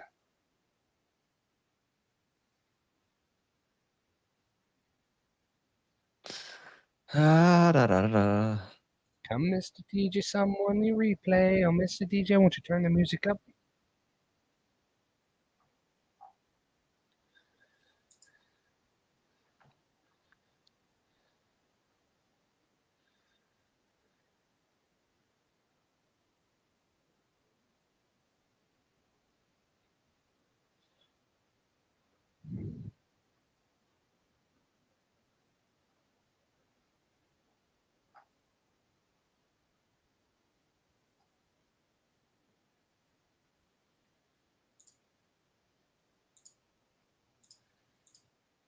I think this is still a little too early to trade up Carlos.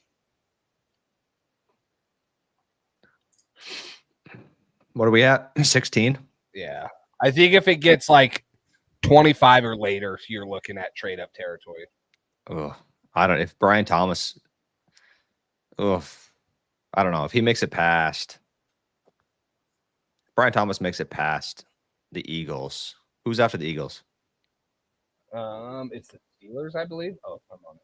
Oh, Vikings again. Duh. I might try trading up with the Vikings.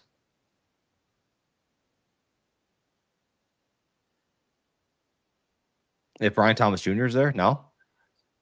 Yeah, I don't know. I like Brian Thomas, but I've never ran a poll before, so I tried throwing in a poll in there. I didn't know how to do it. Sorry, I threw one in. But what happened? I don't know. I just put a poll up on YouTube. Oh, just ask because I've never done it before. So when I was clicking on here, so it's not that I don't like Brian Thomas, but like I still feel like I've fallen in love with him. Like I would put him in the same category as like an AD Mitchell. I think he's just a little bit better at everything than AD. And also, he doesn't have the same issues with effort and off the field as AD does, as far as I know. He had. So you're fine. You're fine with the Bills taking him then, trading up and grabbing him. I would probably be better with the Bills taking Brian Thomas than AD Mitchell. Really? I would. Dude, Brian Thomas, 502 of his 1,177 yards came on go balls and 10 touchdowns. He only had 4 touchdowns on anything other than go balls, right? He's an elite down the field threat. But how Alex Van Pelt and like Drake Maye and stuff, their strengths is like attacking the middle. Sorry, my mic just turned. Attacking the middle of the field. And it's not that I don't like Brian Thomas, but like, is he just going to be a better version of Tyquan Thornton? I mean, I don't know. I think you're not better giving enough route credit. runner than Tyquan Thornton, but I just in my head, I'm just like, I don't know. I'm like not sold on Brian Thomas. Interesting. Like if he's there on 34, I'm taking him. Yeah, he's a guy. So he's I a have guy I'd 80 love to Mitchell as trade my up for. receiver 4. Brian So Thomas. you have wide him. receiver 5. So it went Marvin Harrison Jr., Neighbors, Adunze, Mitchell, Thomas, Lad McConkey, Ricky Parasol, Troy Franklin, Keon Coleman. And on my big board, I have, where's Brian Thomas?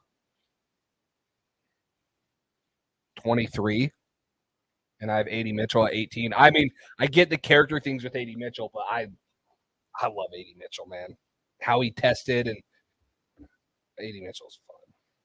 Kirk Cousins stunned by Atlanta pick. Didn't believe Falcons would draft QB in first round. You think he's like, can I decommit and enter the transfer portal? Yeah, for real.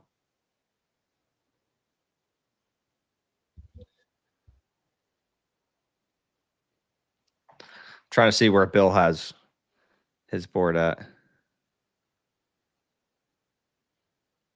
Okay, Bill has Brian Thomas and AD back to back. He's got Brian Thomas ahead of him. Ahead of him by 1. Well, at what does he have him? 20 and 21. 20 and 21. So I'm just a little higher.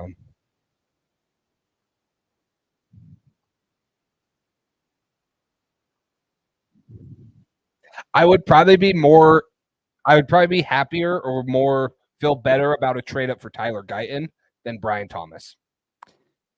Bill, say it again. I don't know. I'm just thinking through. Like I would almost Guyton over Thomas. Have you said? I would feel better about a trade up for Tyler Guyton than Brian Thomas. Yeah, I don't know. He has Guyton as his 24th prospect. He had Bo Nix at 36, Penix at 37.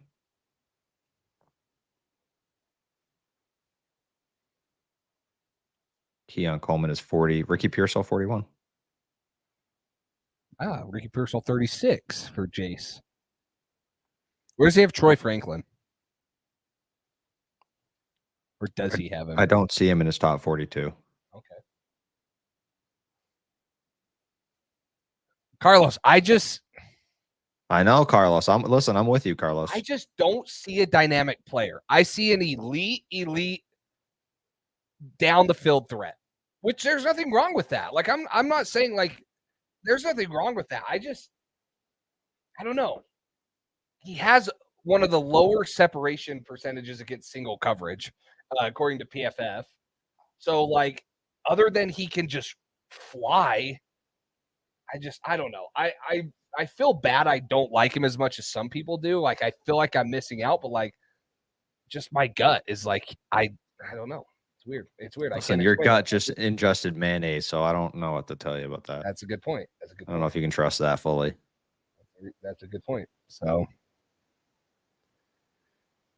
have you seen the thing from a couple years ago where the guy is just sitting on his couch watching the draft and he gets drafted? It's like him drinking a beer.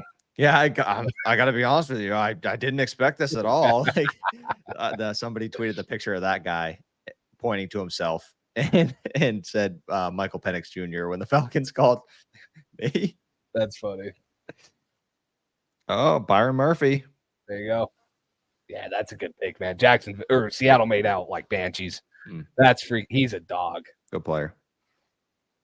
I don't think he's better than Jalen Carter was last year, but he's going to be like Jalen Carter like he's good.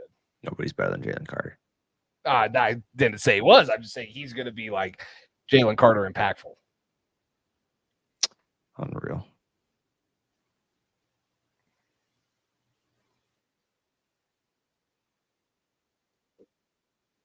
I'm sorry.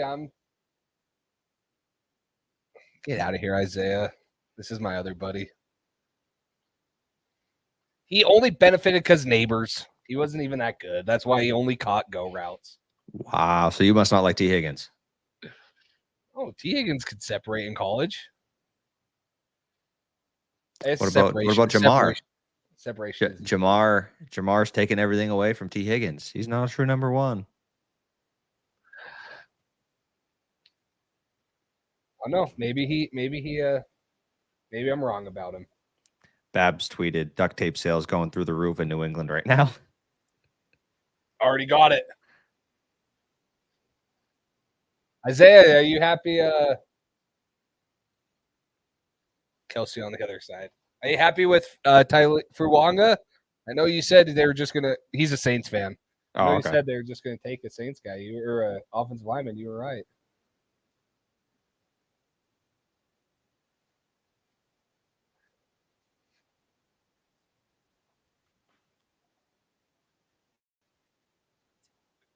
Is it kind of crazy? Like, do you think the Colts are happy that they got to sit at pick 15 pretty much halfway through the draft and take whatever defensive prospect they like? Yeah, that's Literally pretty not wild. a single defensive prospect was taken off. Hey, that's fine. You have Trevor Penning at left tackle, and then you have Fuwanga at right. You're good. And he has position versatility. I mean, you guys have like the oldest quarterback in the league, Derek Carr. So you should protect him a little.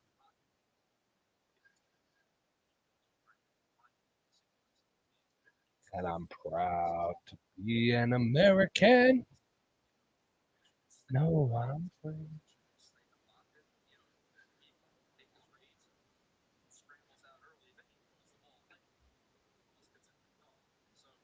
Up next.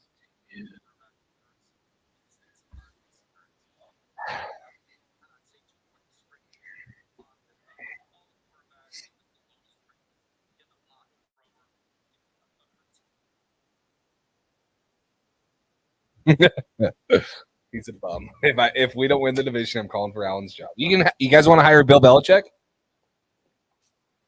Because he wouldn't have taken the best offensive tackle. He would have taken the 30th best offensive tackle. And then he would have been really mad. Knowing Bill's board, who do you think he would have taken at 3 if he was still Patriots GM? You think Drake May's a pick? I don't know if he is.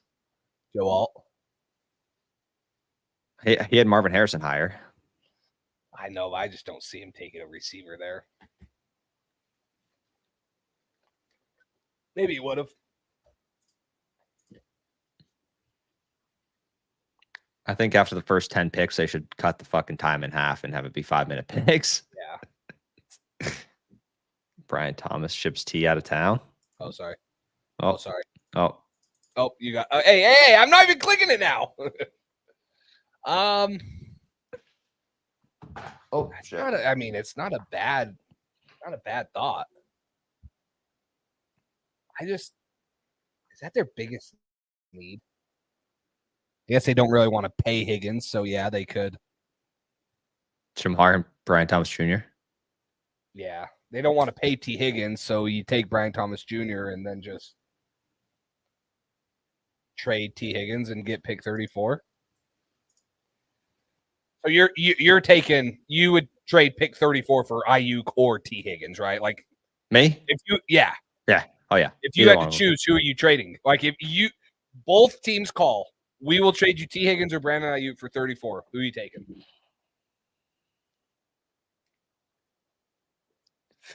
That's such a tough question. I would probably take T. Higgins just because he's different than what we have.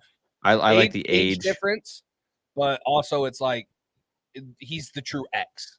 He's the true X receiver. Yeah, he would fit better, but Brandon Ayuk's a good player. He's great after the catch, too.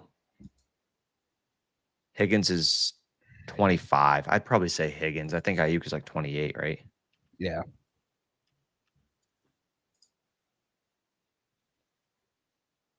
Oh, wow. 26. Turns 27 next month. Hey, it doesn't matter. Our X receivers coming by way of the 3rd round, and it was Drake May's favorite target this year. Devontae. Oh, Minnesota traded up to 17. Yeah, that's what I was just. Interesting. Who the hell are they taking? My guess, Quinyon Mitchell. They're going corner. I'm just surprised that they're trading more picks away. What did they trade up with? They got nothing. That's what I'm saying. This has to be a future pick. So they traded. Didn't they? They didn't have any picks coming into the draft. They traded 2 of them to the Jets, and they just probably traded more. They had no day 2 pick, so they either had to give him like 2 fourths or a future second. But they already traded a 4th and a 5th. Here it is. The Vikings have traded up to pick 17 for 23, 167, a 2025 third and 4th. So 2 future picks, pick 23 and 67. Dallas Turner. Probably. Wow. Trade up. Wasn't he? I I'm mean, surprised corners some people are had him sliding. at 8, didn't they? I had Dallas Turner at 8. Or wait, no, sorry. I had Dallas Turner at 13. I was thinking layout too lucky. Dallas Turner's yeah. I know. Oh, I don't. I no. feel like I never got around on Dallas Turner either. I had him as my second edge, but I just couldn't like him over like Leatu Latu. He's a productive sucker though. He's a freak. So, dude, Devontae Walker is going to be the 3rd round pick for the Patriots. Him and Drake Maye are going to be teammates again. Okay. I'm not a huge Tez guy. In the 3rd, it's fine. This will also probably piss Patriots fans off. I think I like Tez more than Leggett.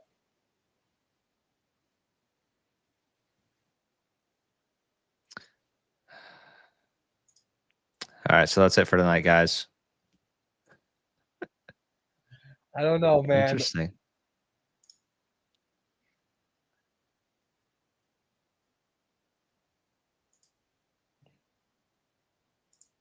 Oh, yeah, Minnesota, Daniil Hunter went to the Texans, right? Yeah. Guess that makes sense. Yeah. Yeah, it for sure makes sense.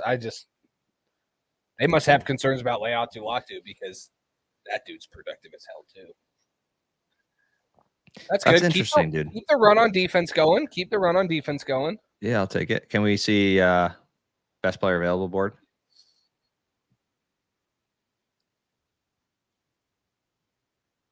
Yeah, Quinion. Wow. I can't believe he's still here. I can't believe no corners have been taken. Amarius Mims is probably going to the Steelers at 20. See, I think Amarius Mims could go here. Who's up? Cincinnati.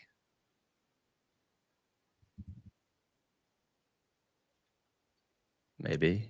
Yeah.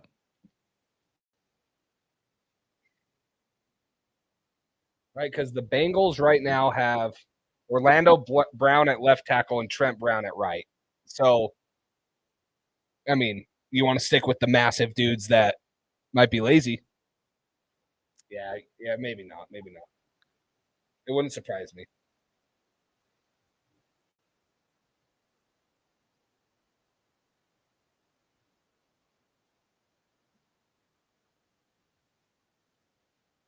This would have been a dream if they could have gotten Brock Bowers. Joe Burrow, Brock Bowers, Jamar Chase. Oh, my if Lord. He somehow made it here. I don't think there was ever a likelihood, but.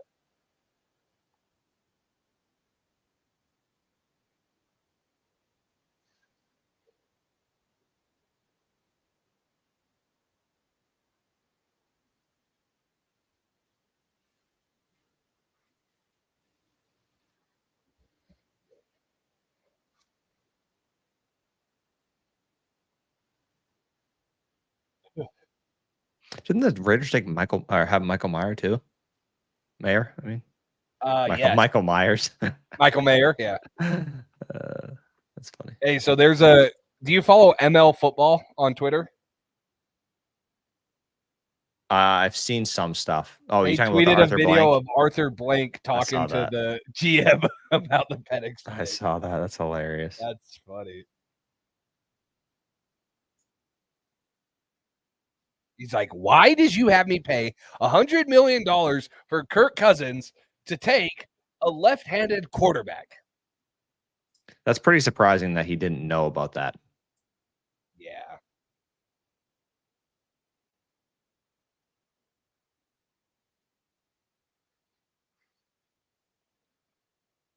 What did Edelman say? I just saw a tweet that said Edelman's take on Drake Maye. Bro, I feel like I just love Drake, or I love Julian Edelman more and more every time he says something. Like the story that came out about how Brady called him when he went to the Bucks and was like, "Come play," and he's like, "Nah, screw that. I'm a one-team guy." Like all that stuff for me, I'm just like, man, I love Julian Edelman. I've been listening to the podcast a decent amount. It's got some good stuff. Yeah. Him and who was it this past one? Was it? I can't remember. It was an older player, wasn't it? Yeah, He did one with another- Ernie Adams too. That was cool. That was awesome. Yeah. So Julian Edelman tweeted, "If you build the right ecosystem around this kid, he's got a chance." Marius Mims, 18. Marius Mims. Called it. All those mock drafts I did was not for nothing. I didn't just waste the last 15 Mondays of my life making mock drafts, okay? That sucks. Anytime a tackle's going, not just tackle or wide receivers going I off the know. board is not good for us. Well, I mean, only the 3 top receivers have gone off, but you really worry about receiver coming up with like Jacksonville possibly, and then obviously when you go like Buffalo and those teams. Jacksonville, Dallas, Buffalo, those are all spots that For sure. So I'm gonna run a quick ad. Let's run a quick ad just since we're 2 hours in and got some sponsors. So it's only 30 seconds. So we'll be back soon, guys. Are you tired of trying to find the best deals on tickets to your favorite events, concert, and games? Then SeatGeek is the answer. With over 28 million downloads, SeatGeek is the #1 rated ticketing app. You can find the best deals thanks to their app and website showing you what prices are good and bad. And now you can use code Patriots Drive for $20 off your purchase. So go ahead and get those tickets you've been eyeing because you don't want to miss out.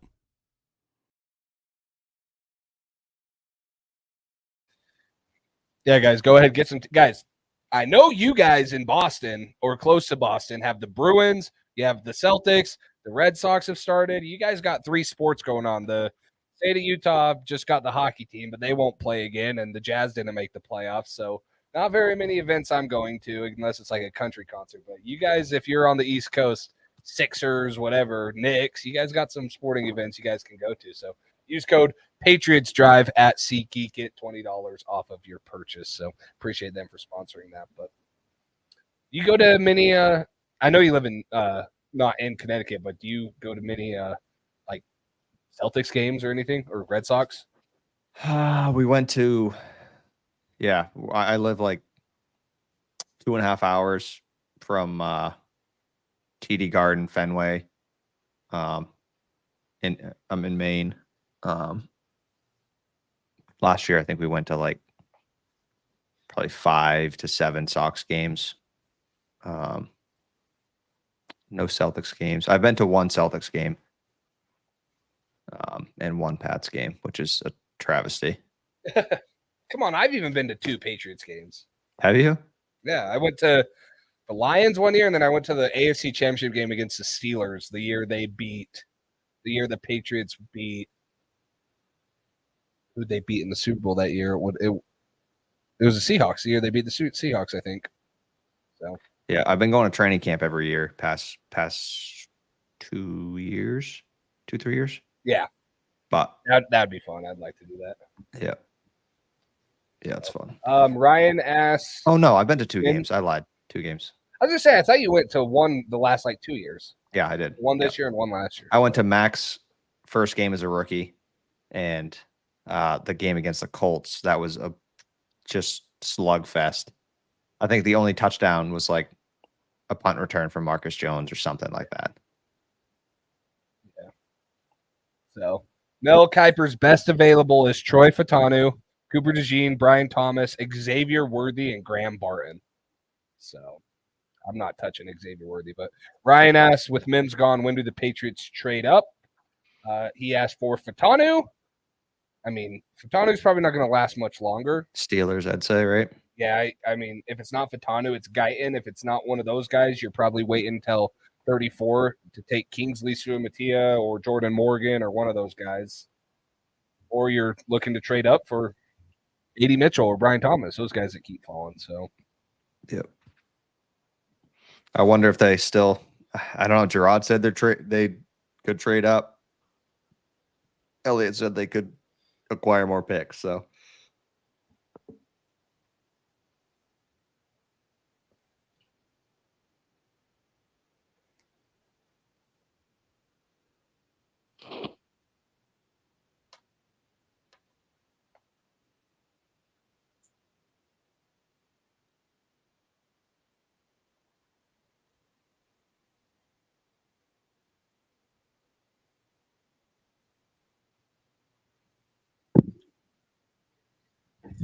Grab Sheet just tweeted about Marius Mims' pick. Yeah. So I don't know what the Rams are looking here. Maybe Jerzon Newton, the D lineman out of Illinois. Steelers, I would say probably not for a receiver. I guess they could, but I would say they're looking at like Jackson Powers Johnson, one of the interior guys, or Quinion Mitchell, Cooper DeJean. Like the fact that still none of these I think there's going to become a run on corners too, because there are still good corners that are probably first round guys. Cooper DeJean, Quinion Mitchell, Terrion Arnold. Some think Nate Wiggins out of Clemson. So that might be the next position that gets a little run because we're going into pick 20, and depending on if the Rams take one, and you have not seen a cornerback taken. So, yeah, I think Rams go front 7, especially with the loss of Aaron Donald. I think Jerzon Newton is probably the most likely pick for the Rams. It would have been crazy if they just replaced Aaron Donald with Byron Murphy somehow. And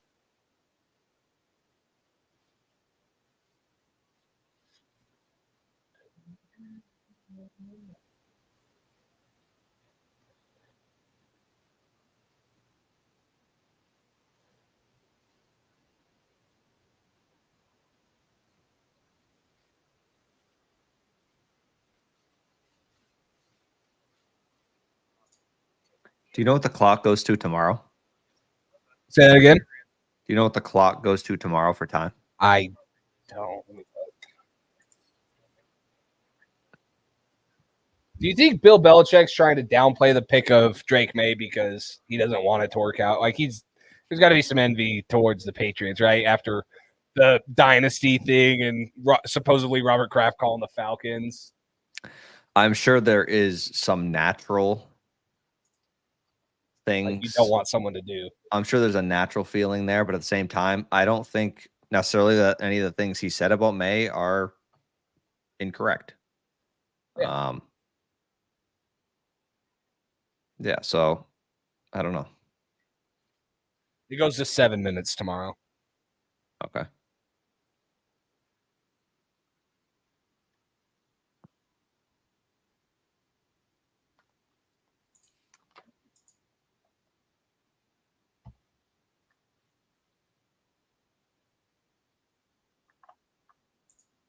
The Rams, the first round pick in 2019 days, they just said.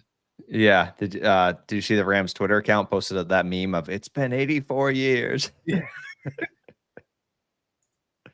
2016, it was Goff, right? Yeah. Yep.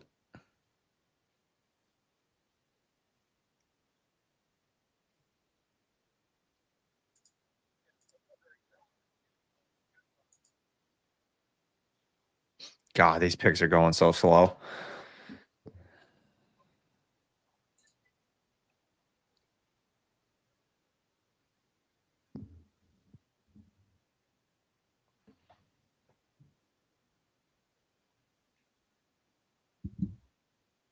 They look pretty happy, whoever the Rams took.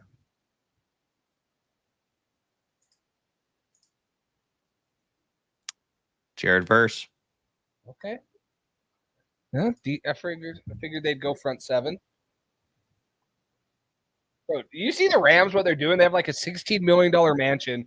They're having a party on the freaking beach with like a football field and stuff. Yeah. It's unreal.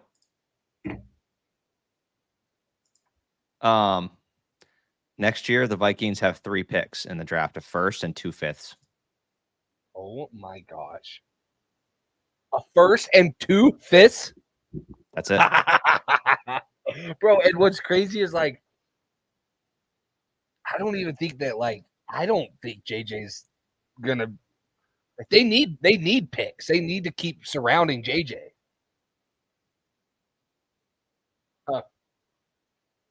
Interesting. Did you see Diana Rossini said the same thing about Kirk being stunned? Oh, I didn't. She said the Falcons called Kirk Cousins when they were on the clock to let him know. From what I learned, Cousins understood why QB would be considered, but he did not believe the successor would be taken in the first round. I'm told he's a bit stunned. Holy crap. Yikes.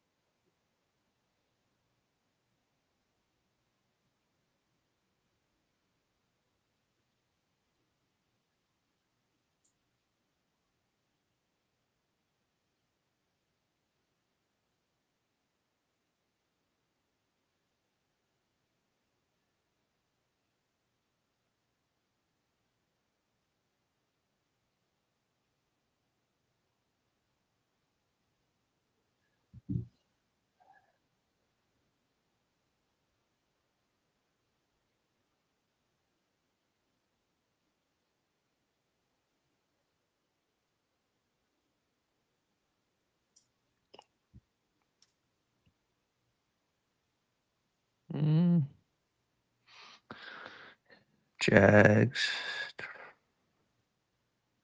So, would you trade up at all for any of AD or Brian Thomas? Where would you target for those two guys? Because you know the Bills are taking one of them. They've got to, right? Unless a corner keeps falling, because they have no secondary either. I know, but I would still, but their wide receiver room. I mean, I would think the most likely ones, because maybe not Buffalo, maybe the Bucks or the Packers 25-26.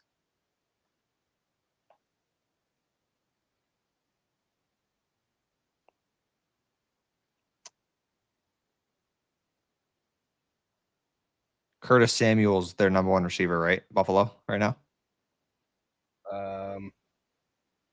Yeah. That's I mean, unreal. if you even count him as the number one. That's unreal.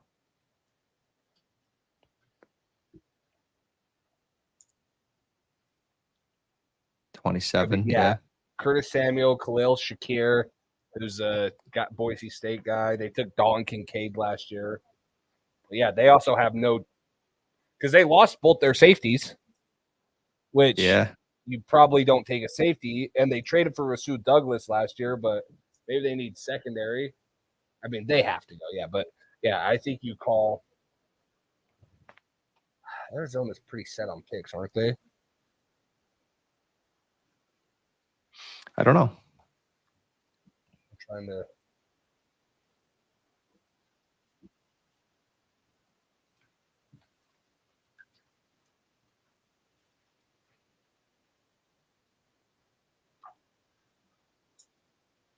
So the Cardinals have,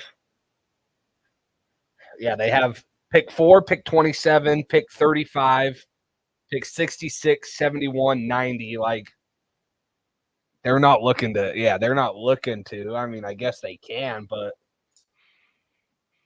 I'd say Green Bay. Green Bay. I'd say Green Bay, Tampa would be the ones. Yeah, I mean Green Bay. You got the relationship with Elliott, and also if they're draft and develop, they probably want more picks as well. So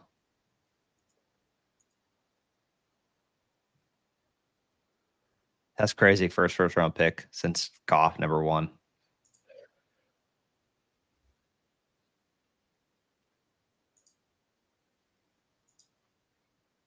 That's so long to not have a first round pick. They were saying that Patrick Mahomes was a junior in college the last time they took a first round pick. Now he's won 3 Super Bowls. That's wild.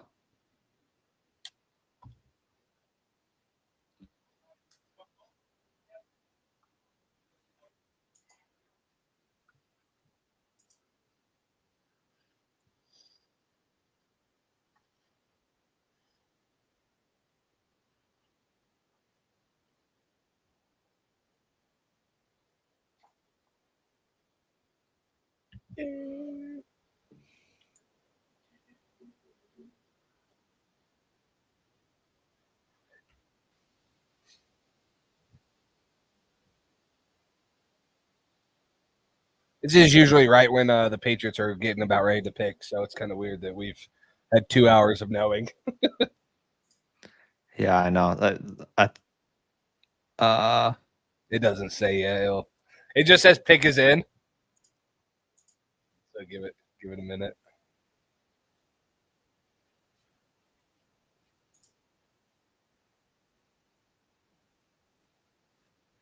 Yeah. Yeah, usually Patriots aren't picking until between 10:30 and 11:30.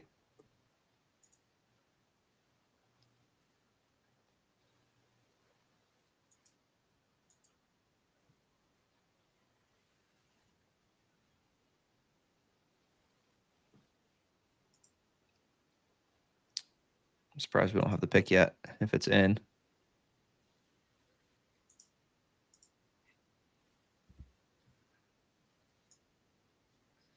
Yes, Dennis. Got the quarterback.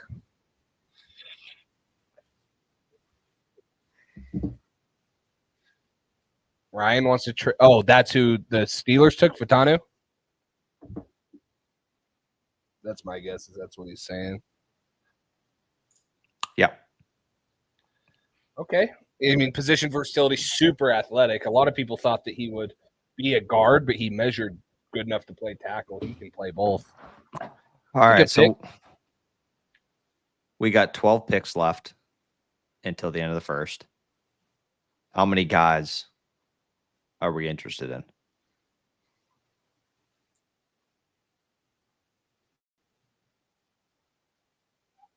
Obviously, like I know I've said I'm not high on Brian Thomas, but if he keeps falling, I'm interested in him. I'm interested in Tyler Guyton. I'm interested in AD Mitchell. Those would probably be the three guys right there that I would say are worth a trade up. If it's, Lad McConkey or one of those guys, you can probably just wait and get him at pick 34. I would be comfortable trying to wait around for Kingsley Suamatia or one of those guys at 34 unless you get a huge run on tackles at, 30, 31, and 32 with the Ravens and Niners and stuff. But I'd say really the three guys. Yeah, I wouldn't even trade up for Suamatia. I love Kingsley, but I would not trade up for Kingsley in my opinion.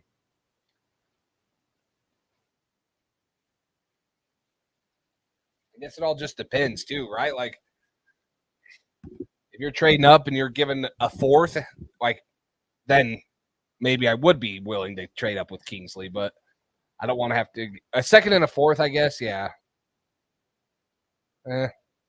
Yeah. I would say one of those three would be my ideal ones to trade up for, though. Thomas, Guy, and AD Mitchell. Okay. Yeah, that's where I'm at as well. So there's not a whole lot of wiggle room left. Not really. Because, I mean, if those three guys go, you're not looking to trade back up today. No, because I think if I had to bet here, Miami probably goes with Jackson Powers-Johnson. He's an interior O-lineman out of Oregon. Philadelphia is going to look to go corner. Jacksonville has a legit chance to go receiver, but they also didn't pick at 17. They also need secondary help. There's been no corners taken. They could go corner. Who knows what the Cowboys are going to do? The Cowboys are the Cowboys. They might take a running back. I don't know. They got Zeke. Did they re-sign him? I saw they were meeting with him. Yeah, but usually that leads to it. Just probably getting out the details. Yeah. Ryan, I like Quinion. You got Gonzalez last year. It would be electric to have Quinion Mitchell and Christian Gonzalez in the same. I mean, if he fell to like 34, then I don't know. I don't know if I'd want to trade up for him because there's a lot of corners in the back half that I think are like Max Melton, Cam Hart, a couple other guys that I really like in the fourth round. And so you take one of those guys, you're using them as cornerback 4 or whatever. And so although Quinion Mitchell's exciting, I don't know if I'd trade up for him even though he's falling. I think Graham Barton makes sense for them, Ryan. I was actually going to say Graham Barton because he's got some interior and tackle flexibility, but you never know with the Cowboys, man.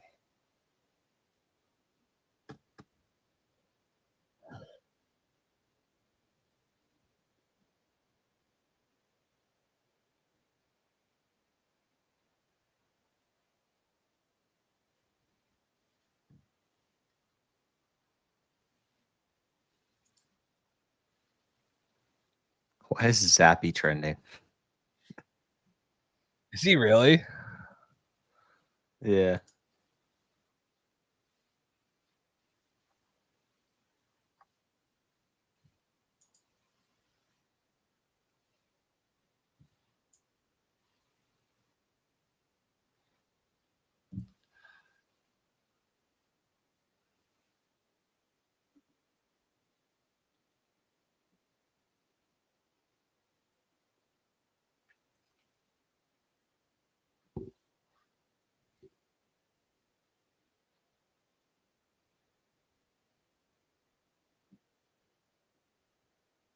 Troy Fautano.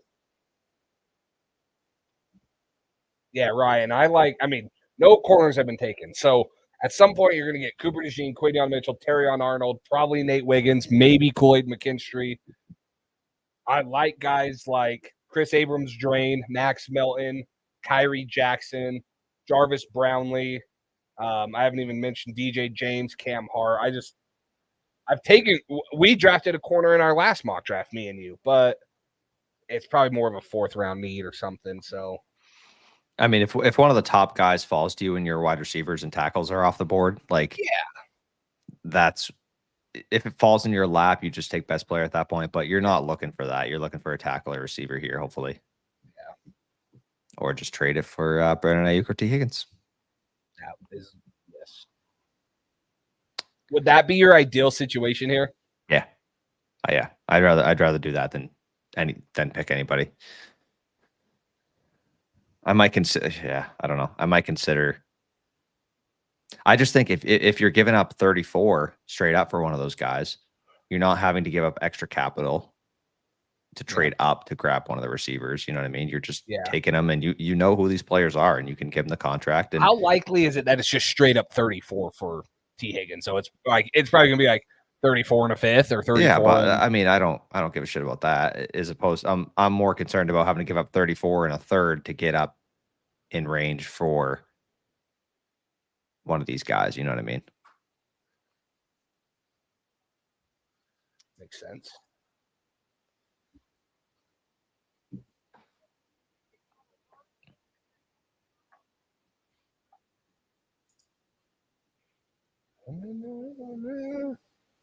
Jackson Powers Johnson. Come on, Jackson Powers Johnson.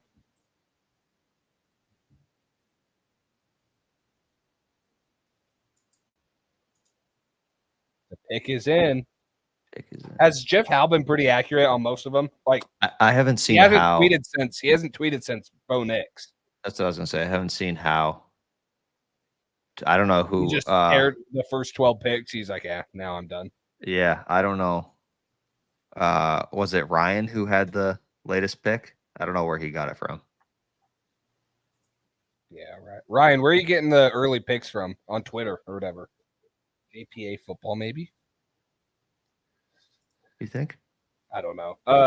JPA football is tweeting them. I just don't know if they're early.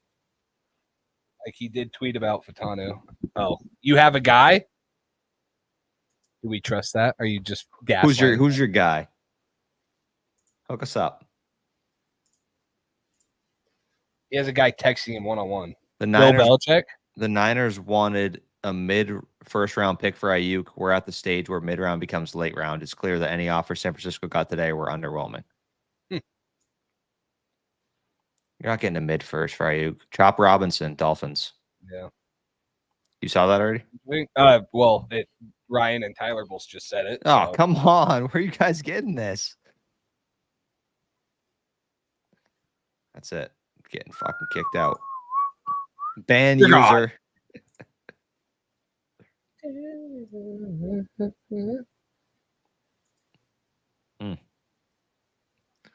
Guys, about an hour ago, I ate a full spoonful of mayo. So if you were in here when I did that, scroll back to about 1:32. I ate a spoonful of mayo. I made a promise if we drafted Drake Maye, I would eat a spoonful of mayo in honor of Gerard Mayo. So if you want to watch me torture myself, that's back about an hour. So I still have the taste in my mouth, too. That's what reminded me. I'm like, why am I tasting mayonnaise? Should have ate the jar. I used to have candy in this drawer here, like in a thing. I don't have it anymore. I'm like, I should have restocked it. I have like these little, I used to have like nothing. What's your go-to candy? That's a tough one. You talking like any sweets? You talking chocolate? What are you? Yeah, chocolate or like whatever. Let us know in the comments down too. Go-to candy, like. I'm a big Kit Kat guy. Okay. I love Kit Kats, but like I don't know, my favorite candy. I love the watermelon Sour Patch. Those are so good. Those are so good. I'm like I like chocolate too, but like I like gummy Lifesavers or whatever. Like when I go to like movies or something, I always get like gummy Lifesavers. Yeah, I always get a bag of those watermelon, whatever I said. Sour Patch watermelon. Sour Patch, yeah. They have like Sour Patch peaches now, Sour Patch grapes. They have like a bunch. I haven't tried strawberries. Those. Yeah, I saw the strawberries. I haven't tried those though. Black Twizzlers. Dennis, you're lying. There is no way. That I is do- the biggest lie. I do like red Twizzlers. I do There's not like no black Twizzlers. way. I'm not trying to be mean, but you're either 80 years old or you're lying.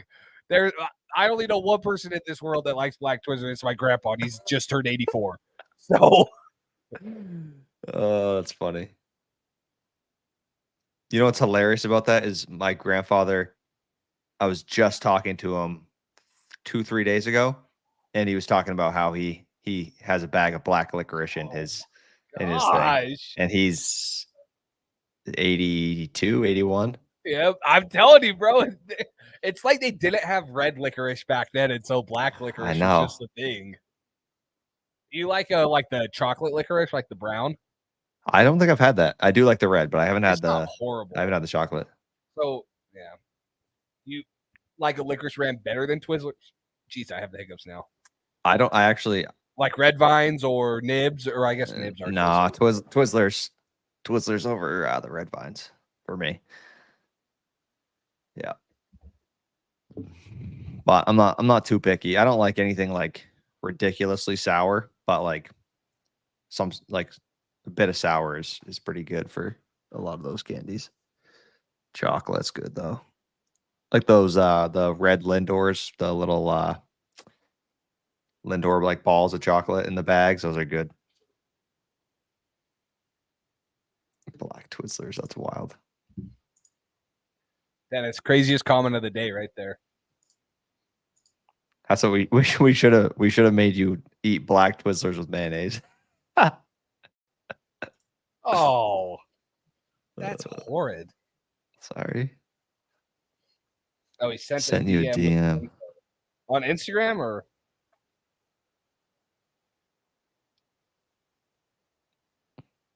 did you get one? Oh, I got it. Yeah, no. Put it in the private chat. I'll put it in the private so no one else can see it.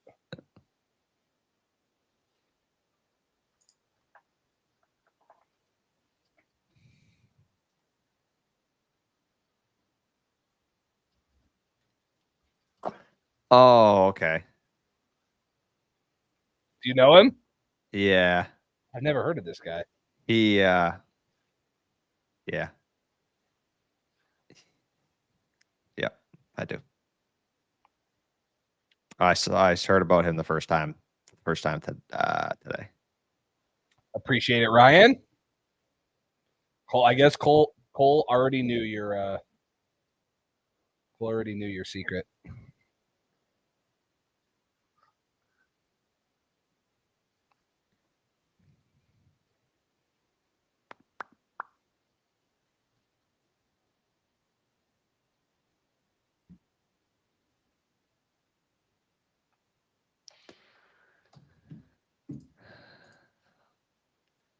Yep.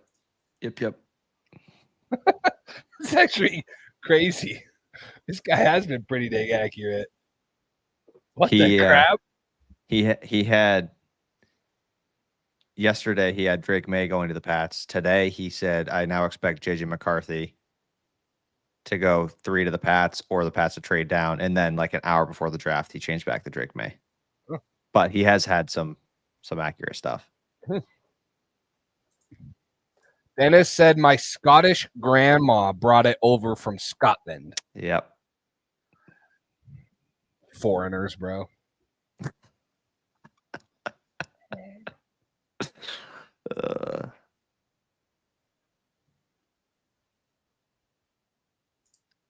I just can't look. This one, my guess, Quinion Mitchell. This is my guess here. Is that educated based on a report? That is my gut feeling that they wanted to move up for a cornerback early, and now they have a chance to take whatever cornerback they want at pick 22. And I think Quinion would be the top one.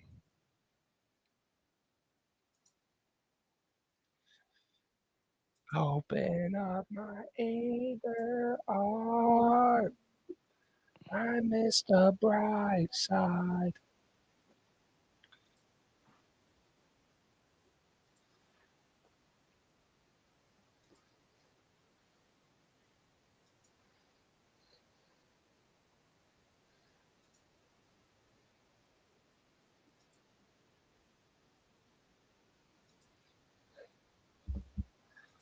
End up like this.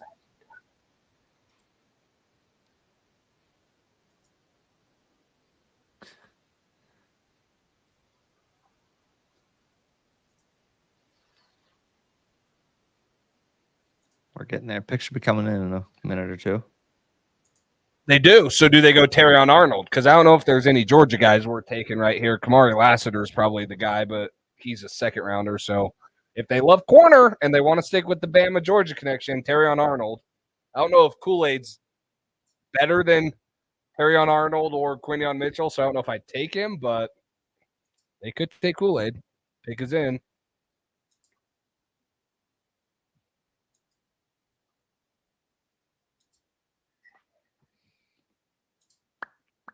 The other one that a lot of people, I think it was you, Ryan. Oh, yeah, right here. You don't like Nate Wiggins. I thought Nate Wiggins was impressive. I think, let's see.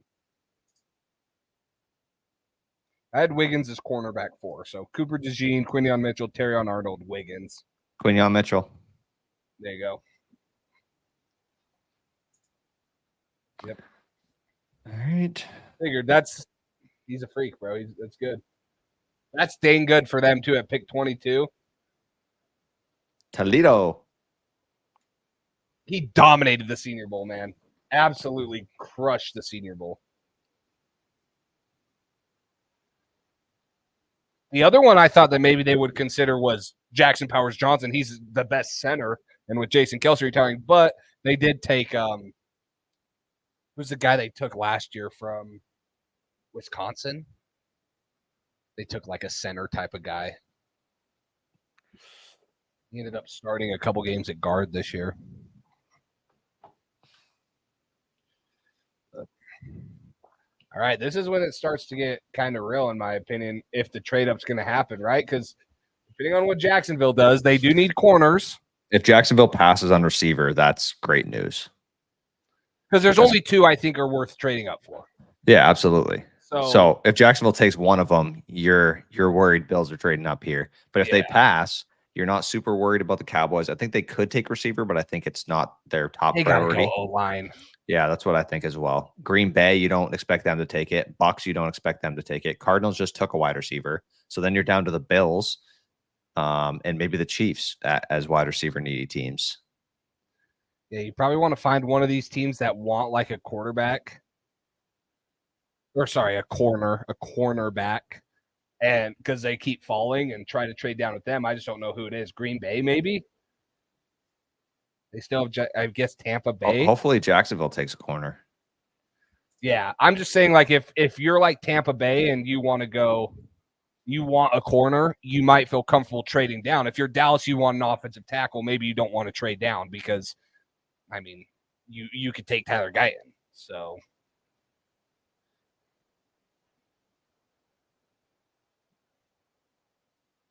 Jacksonville should go Cooper DeJean. That'd be good.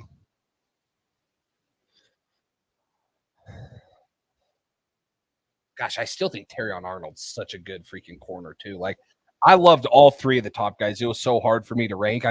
Cooper DeJean's so dynamic. What he does, he can play safety, he can play corner, he can return. But I wouldn't be surprised if they go Terrion either.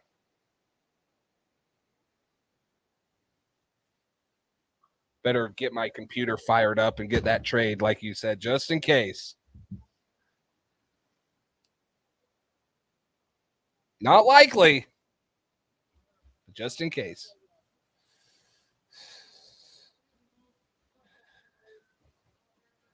But it's just the price I pay.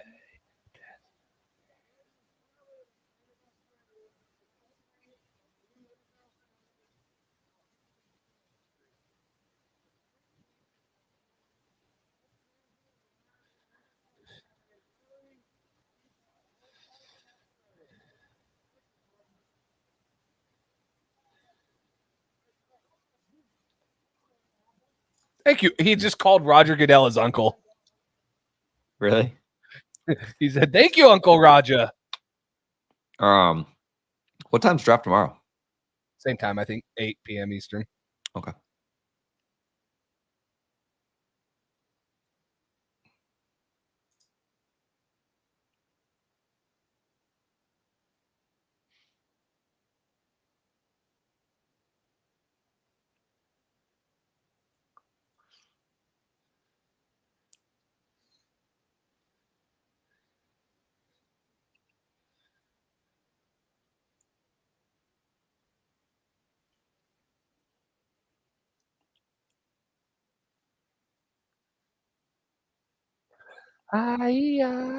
Fuck.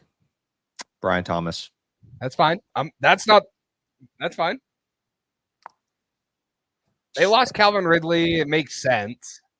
Round two starts at 7. 7. Oh wow. Okay. Yeah. Golly, that sucks.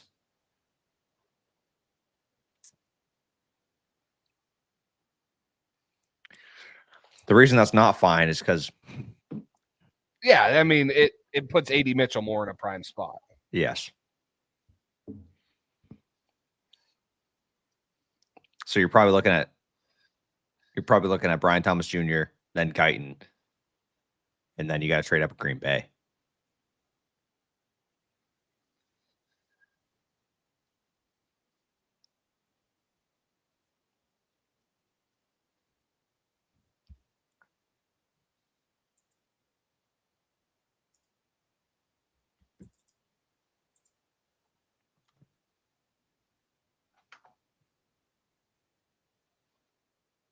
Shit. That's unfortunate.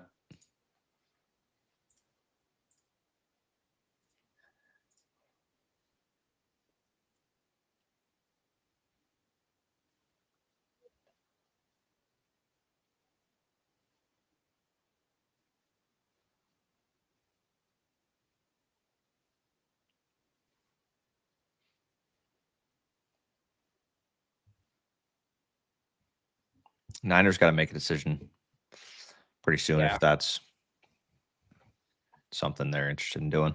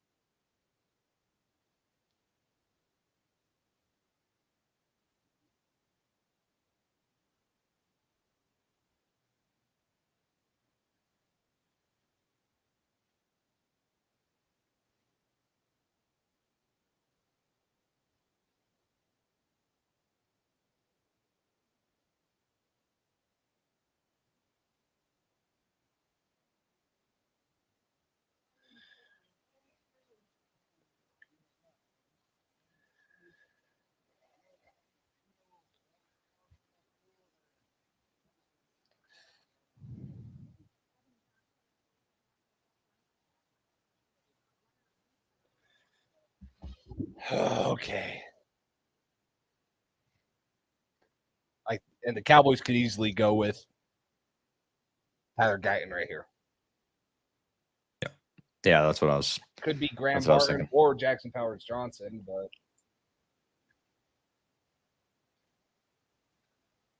what's their depth chart look like? Yeah, they don't really have interior or a center. But they also have Tyler Smith, who I believe is a better guard. No, he's a.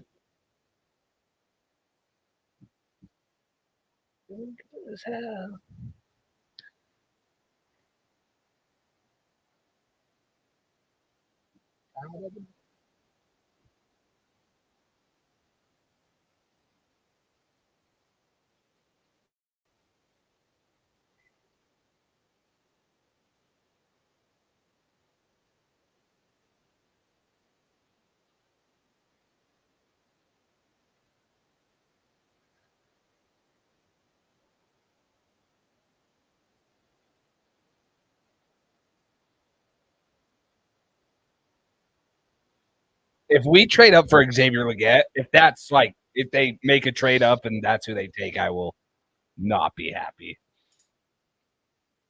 I'd be okay with that if they traded up to 32, but not really any higher. You would be okay with Xavier, or did I say Xavier Legette? Yeah. I meant Xavier Worthy. That's who they were just talking about. Sorry. They were talking about Jacksonville going receiver, and he said I could see them going Xavier Worthy. Oh. No.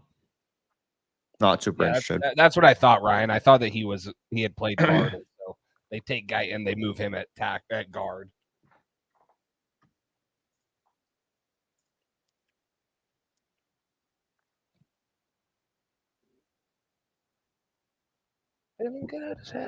I hate how behind it gets on here, right? Because like we've known that pick for 5 minutes, and it just keeps getting so.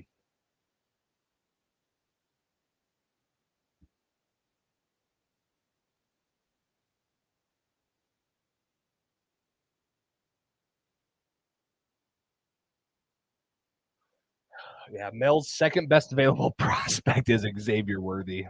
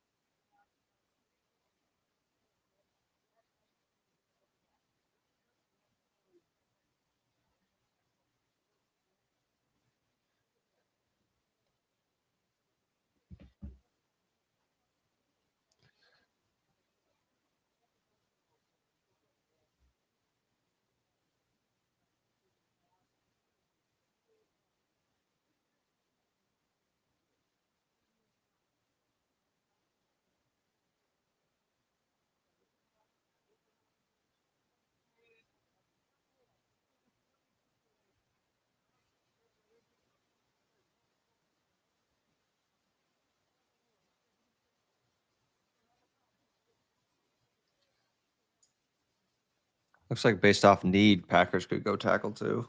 Yeah. Packers, Cowboys. If AD Mitchell's the guy you're wanting to jump up for, you have to do it before pick 28. Absolutely. Unless if Guyton goes here, maybe Packers don't want to take tackle, so they think they can wait. unless Minnesota shocks us I get so confused. Unless Buffalo corner. shocks us and goes corner, because there's still only been one corner taken.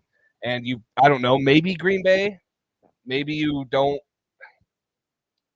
You could get kind of a run on corners here, though, if you go Green Bay and Tampa, maybe Arizona. That's facts, Pat Scout. That is very good. Our next couple Super Bowls could be thanks to the Washington Commanders.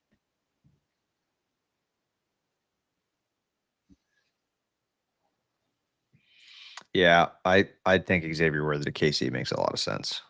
I would much rather have them go Xavier Worthy than like a Lad McConkey. Because I've seen Lad McConkey drafted there before, and like, damn, that kind of suck. I'd much rather have them take like an Xavier Worthy.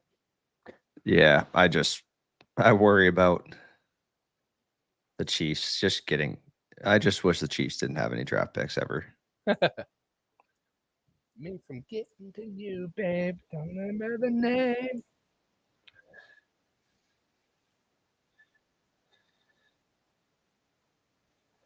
Patriots Global. What's up? Yep. We just need a trade. Like, I don't know. I'm just bored sitting here. I'm going to be watching the draft. It's just, I know. Now you're just doing speculation, right? Because yeah. Global wanted Maye, right? Yeah. I think he actually had Daniels higher, but I remember, or no, that was Barth. Sorry. Barth had. Yeah, Barth had Daniels at too. That's Yeah, what yeah. it was. Yep. Yeah, Patriots Global had Maye. Yeah, we'll have to have Global on sometime when I'm on. I don't think I've actually done anything with him yet. Yeah.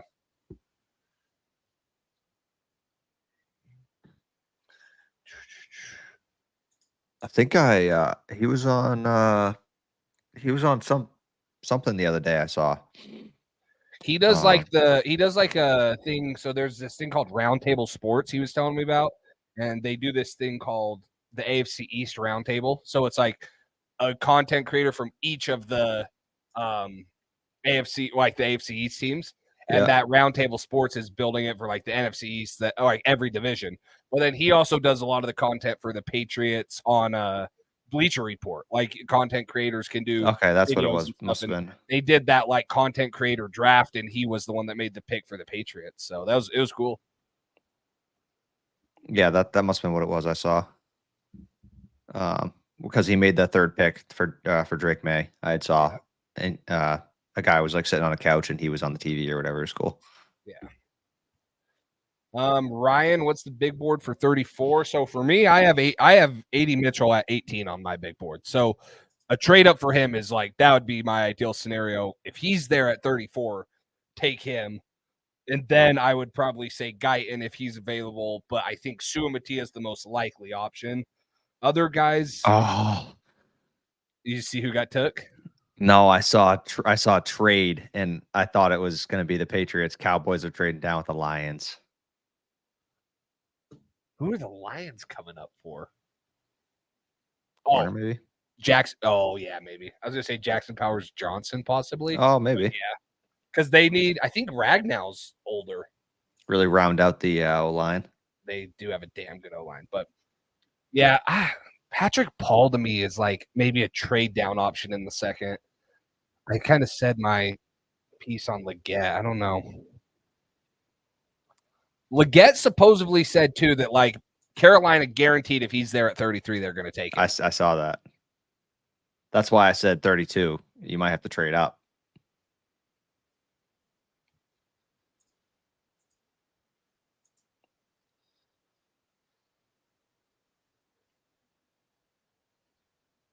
Oh, here we go. We got it. It is Terrion Arnold.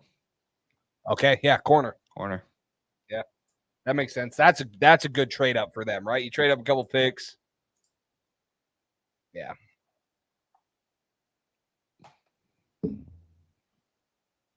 lost Cam Sutton. So yeah.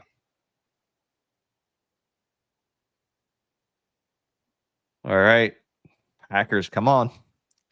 Call up your old buddy Elliot Wolf. Give him a good deal. 25 for 34 straight up. Nothing else.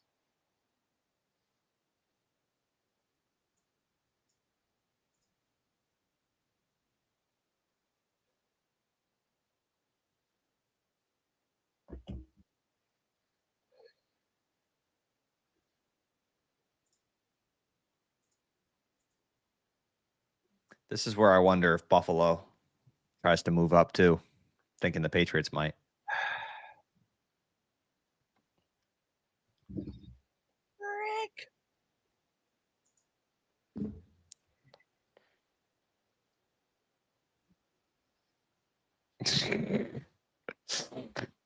Bart just tweeted the Cowboys traded back after the offseason they had. Can't imagine people are thrilled in Dallas. Yeah, they did nothing. Well, I think they signed one person. Who was it? It was some random. Yeah, I don't even know. Wasn't anybody notable.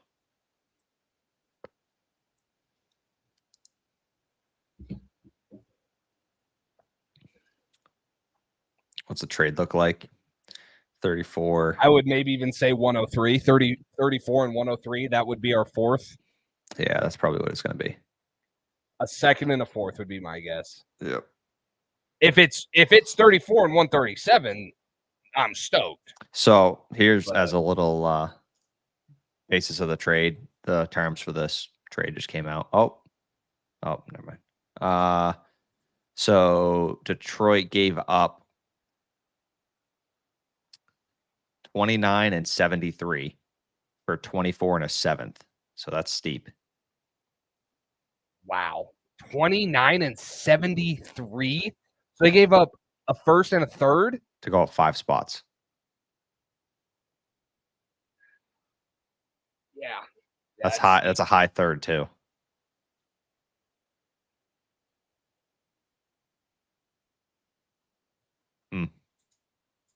I don't know then. You might have to wait a little more because I'm not trying to give up 68.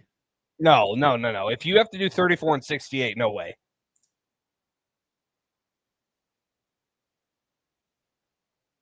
It's really too bad Brian Thomas went. Light Shadows. Shadows. What's up? Haven't seen you in a while, man. How's it been? Yeah. It's not a. That's not a good sign if that's the price. Now, Dallas Yeah. maybe drove it up because they knew that Detroit was desperate, or that there was a guy that they really wanted. But I would assume it's 103 before it's pick 137. They're probably asking a second and a fourth for the Patriots to move up if that's where they're going. Yeah. We're 3 hours in. We still had pick 25. It's brutal.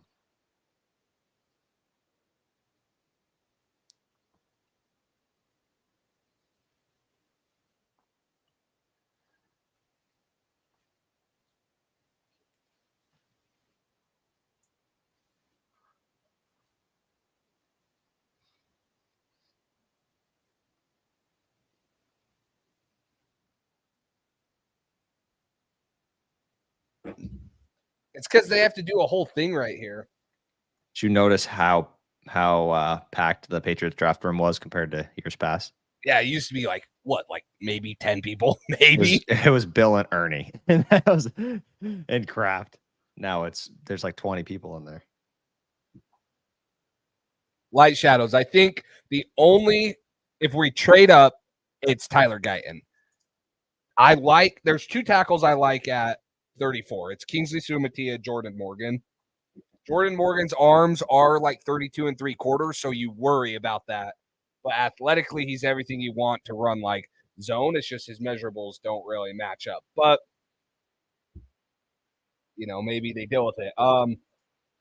If they're there's guys like out of Yale, Kieran Amagaji. Where's my full list?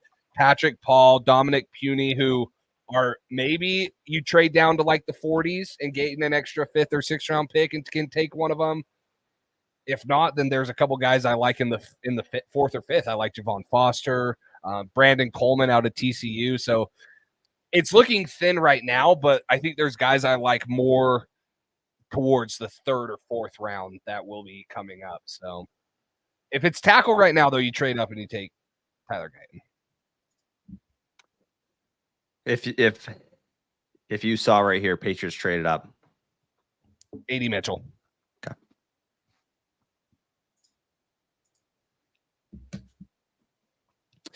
That's what I was trying to do the other day. AD Mitchell. You were like, no, I don't want AD Mitchell. I ideally, I think that I would be fine with like Lad McConkey or someone at 34. But if they're gonna trade up, Packers, Jordan Morgan. Wow. That's good. Because they do kind of they do like the versatile guys. So that's good because he can play guard or tackle. You gotta assume who the Packers are interested in, the Patriots probably interested in. Because Elliott Wolf. Well, if he's bringing over the same draft process, the same grading system, you would assume that you're going to have some similarities there. I would say, in how they look at these prospects. Yeah. I like Blake Fisher, but he's a right tackle, and I know he can play left, and he has a little bit, but I don't know. I'd rather not take him, maybe.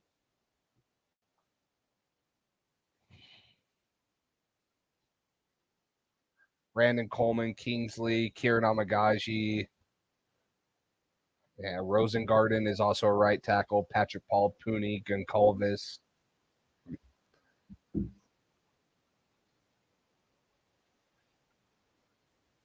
Tampa Bay on the clock. What does Tampa Bay need? Interior offensive line. DeJean hasn't gone yet, has he? No, he hasn't.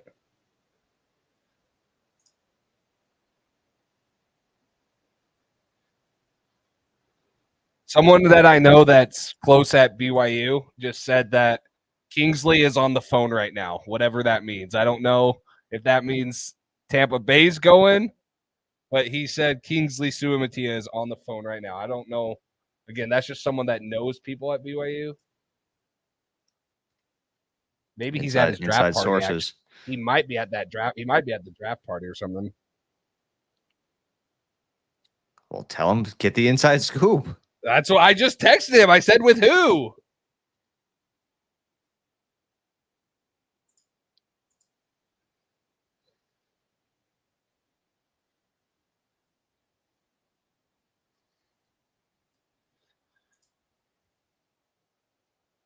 I mean, as of right now, it's looking like receiver is going to be the best.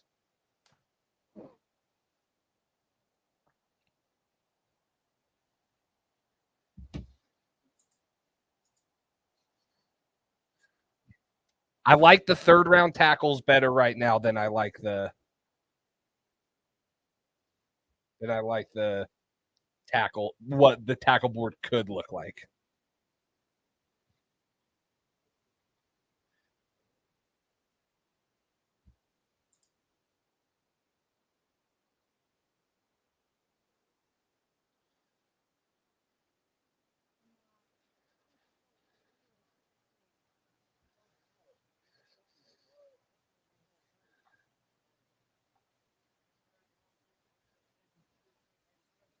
Caleb Williams is wearing number 18.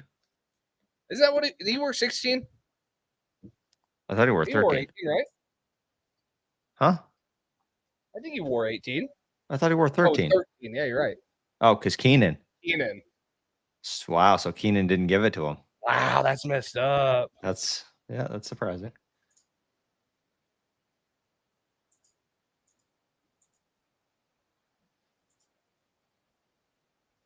You got any info? What's going on? I'm trying, but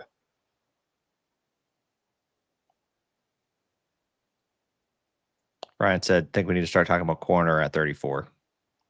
just The only way I'm saying that is if AD goes, Guyton goes, Suamatia goes. I'm still McConkey taking maybe. Lad McConkey. I'm probably trading down to like 40 and getting an extra pick before I'm taking a corner, in my opinion. Somebody's going to want a corner if they're falling, right? You would think.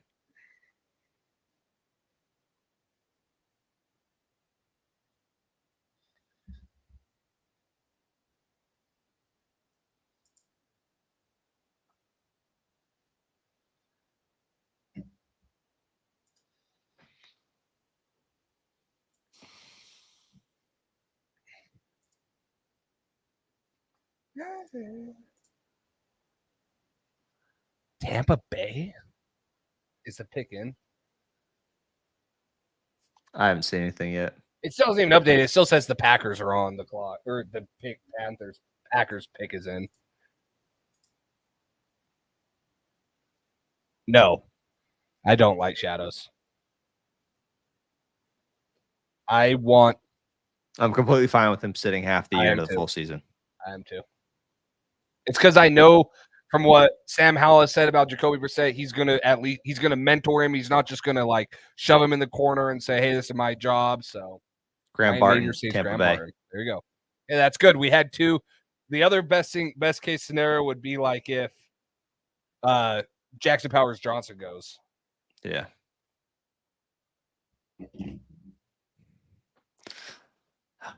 Buffalo AG's going to fall right in their lap.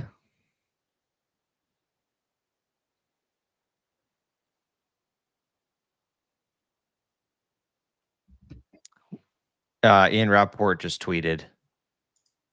He said, we'll see if we get a trade, but there's a lot of action in the late 20s from teams trying to come up. There usually is because you can get that fifth-year option. So Yeah.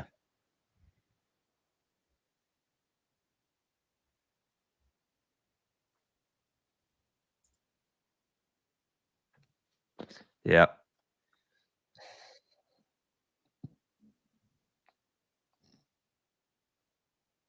As far as the trade back goes, too, at 34, if you don't love your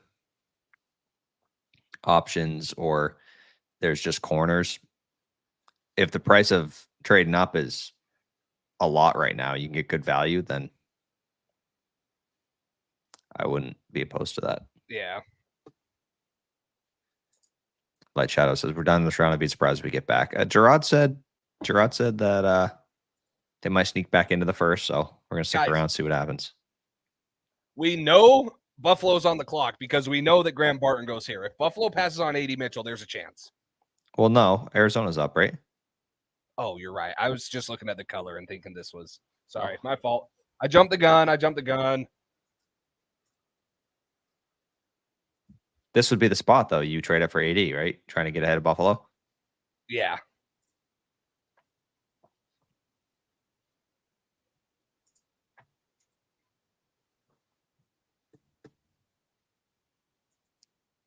We might get to midnight, huh?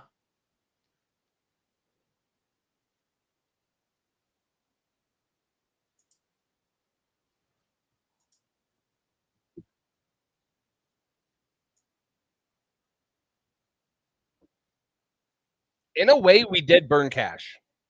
I know it's not burn cash a lot of Patriots fans did, but in a way, the Patriots burnt cash to keep guys in-house, which I was very happy with. Yeah, you could have signed Calvin Ridley ideally, but like burning cash to the Patriots was pretty dang easy to do because they hadn't spent much cash in the last couple off seasons. So yeah, also if Christian Barmore, if we extend him, that'd be great too. yeah. Which we heard some chatter about. We're getting real close to San Francisco's pick here. Wonder if they take AD. That'd be Buffalo crazy. doesn't. If they take AD, then we'd probably be in the mix for Ayuk still. Yeah, I think extending Barmore and grabbing Gilmore would be good. I still like Gilmore. I think he'd still be a good guy to pair. Yeah, I just forget Jonathan Jones is in a contract year, and I mean, I don't really expect him to leave after this year, but He's if you getting sign- old though. Yeah, I mean, that's true, but that's my point is if you sign Gilmore and then you don't draft like a younger guy that you can develop and Jonathan Jones and Gilmore leave, now you're stuck with Marcus Jones, Christian Gonzalez, which are great, but now you're going to have, so I don't know. I almost like signing a younger guy, letting him develop behind, John Jones. And if John Jones leaves, then there's an opportunity.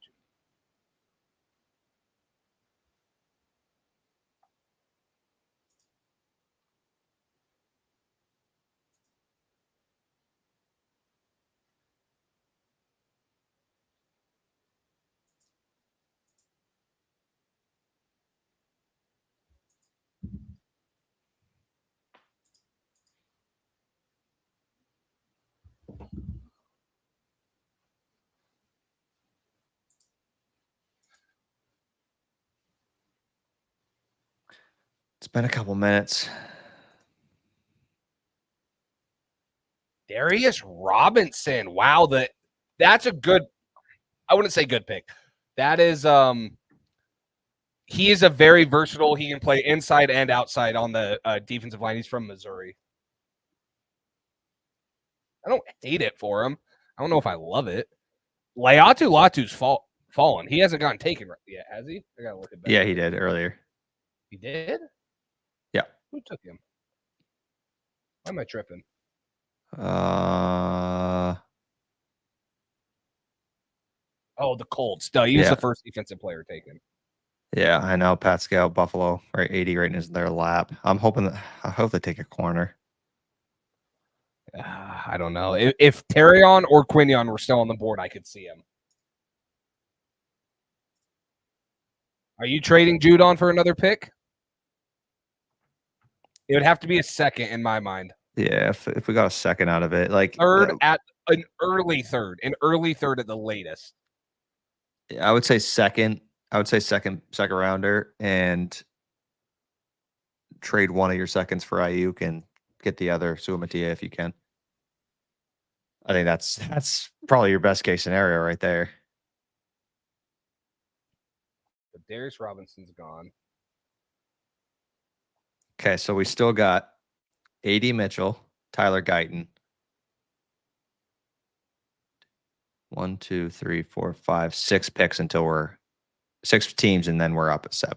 Well, we definitely know we're not trading with Buffalo. So you're not trading up to 28. Yeah. And Yeah, you have to see. So.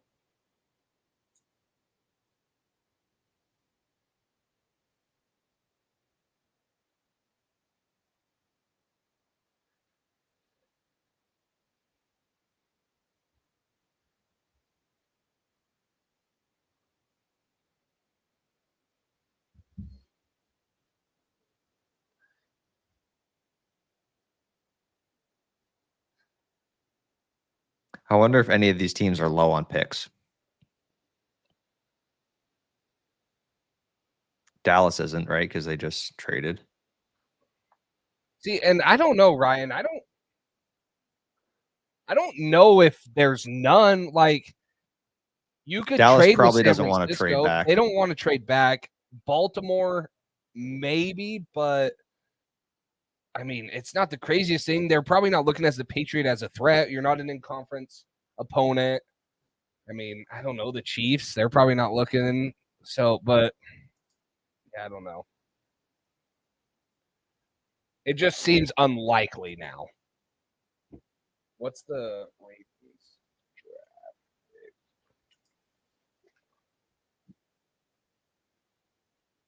pick? Yeah. It just announced the Bucks pick, and we already. I know. So the Ravens have they have a first, a second, a third, 2 fourths, a fifth, a sixth, a seventh, 2 sevenths. So, Worst case scenario, I would say AD goes to the Bills, Guyton goes to San Fran or Baltimore or Dallas. Sumatia and Lad McConkey. Yeah. Like that. I mean, San Francisco has a first, a second, a third, 3 fourths, a fifth, 2 sixths, and a seventh. So they're not really needy for it. What about Baltimore? Did you say that already? Yeah, they have pretty much everything. Okay.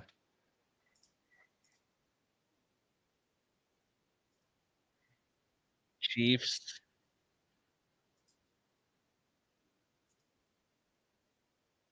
Chiefs have a first, second, third, fourth, 2 fifths, no sixth, and a seventh. Yeah. I know. It just seems unlikely now. Not impossible. Teams will always take more picks, especially in a deep class like this. It's just unlikely. So the other thing that, I mean, Baltimore gains an extra 4th round pick. Now they just move up, and now they take a second round, a guy in the late second. So, like, just because they have a ton of picks doesn't mean they're not going to trade up. So.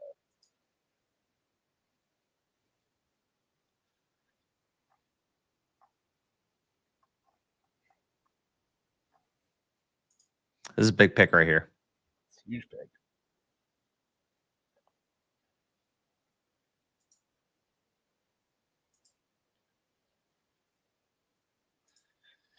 Oh, it's so nerve-wracking. I know.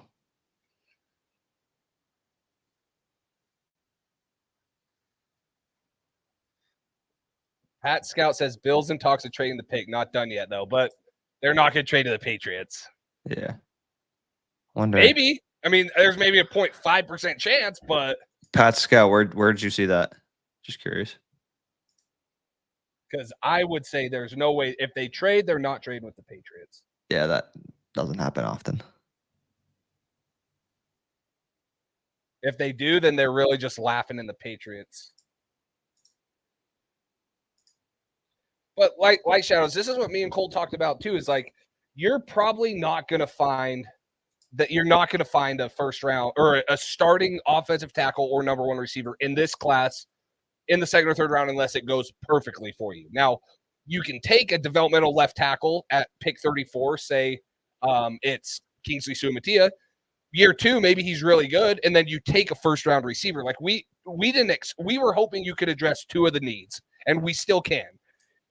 You still can figure out a receiver, offensive lineman, at pick 34, or still trade up. But you're probably pushing the other one down the road for a first round pick next year or free agency. Yeah, it's tough to get both those this draft. Chiefs traded up. Did they really? That's what Pat Shit. Scout said. It's AD. It's got to be 80, right? Yeah, it's got to be. Fuck. Or man. is it Worthy? Where did you see the Chiefs traded up? I haven't seen anything yet either. Why would the Bills trade with the Chiefs?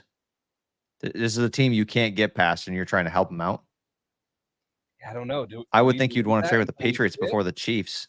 The Chiefs are kicking your ass every year, and the Patriots are at beat the 'em bottom of the yet. division.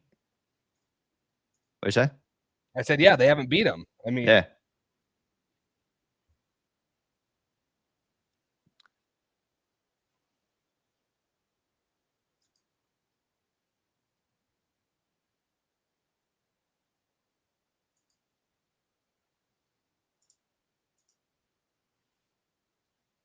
Yeah, Chiefs are on the clock. All right. fuck. Why? Man, that doesn't make any sense. No wonder the Bills suck. Yeah, that's You dumbasses. That's dumb. You dumbasses. I mean, Bills do need more picks, but really, the Chiefs? Yeah, what the heck are you doing?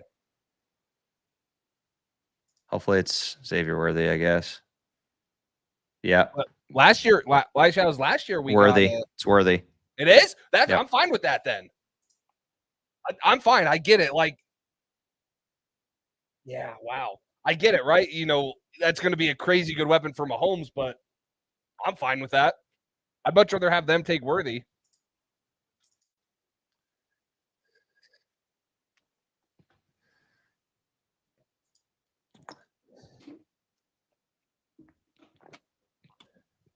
So Bills still can get AD at 32, though. Yeah, unless someone else takes him. I'm just saying. Yeah, I'm just saying. Like, Who's going to take him, though? yeah, or you trade up. Do the Ravens give Lamar another weapon? They could. Possible. Bills trade package. They gave up 28, 133, and 248, and they got back 32, 95, 221. Dang.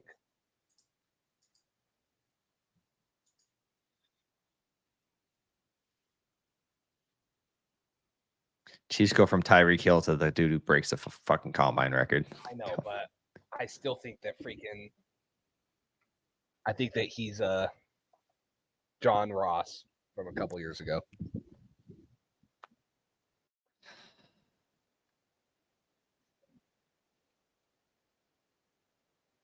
Yeah, it makes sense. Sorry, it makes sense if you're the Chiefs. Like, no doubt. But Yeah, this is what I'm hoping. so.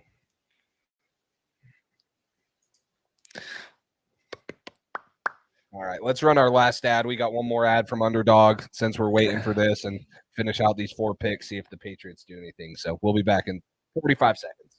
Thank you to our sponsor, Underdog Fantasy. Underdog is the easiest place to play fantasy sports. With Underdog, you have a chance to 20 times your money in a single night. You just have to choose higher or lower for whatever player stats you want, and you have a chance to win big.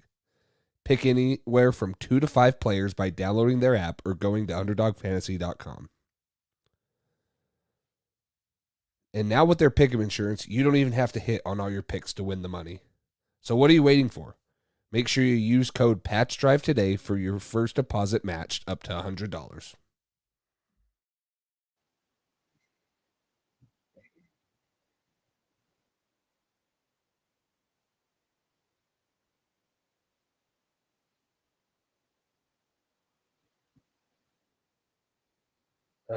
Okay, Dallas. What are we going to do? Tyler Guyton, probably?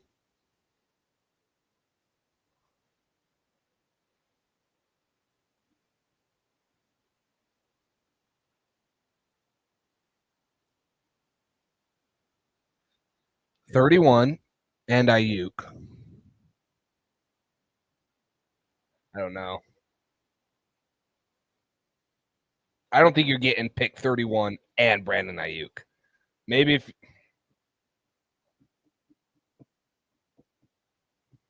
maybe if it's like 34, 103 in a future second. I don't know. I don't think you're getting 31 and Ayuk. They didn't even want to trade Ayuk for a straight up second, so I don't know.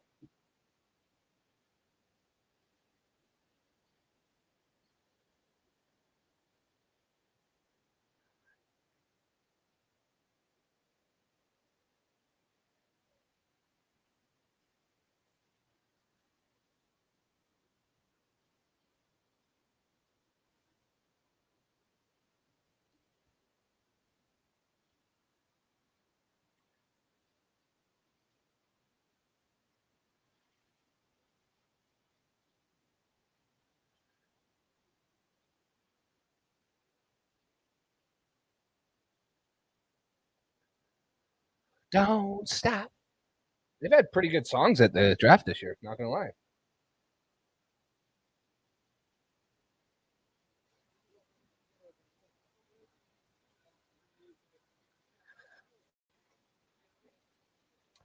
Dallas selecting Tyler Guyton. So the only trade up is AD Mitchell.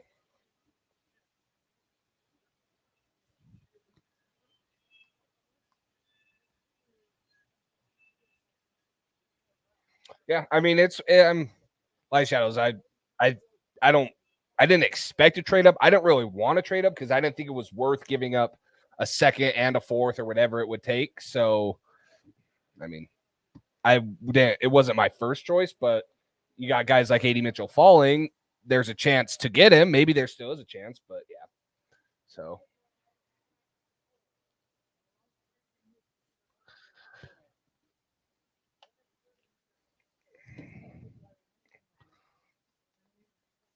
Yeah, let's see what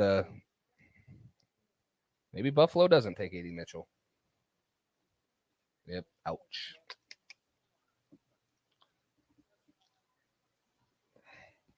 And Cole wasn't even here to react to it, man.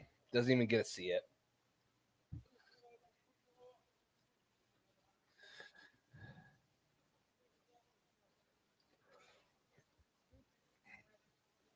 Tyler Guyton to Dallas. You missed it. Did I really? Is it? It's the guy tweeted it. Hasn't been announced yet, but it's been tweeted. Golly. Shit.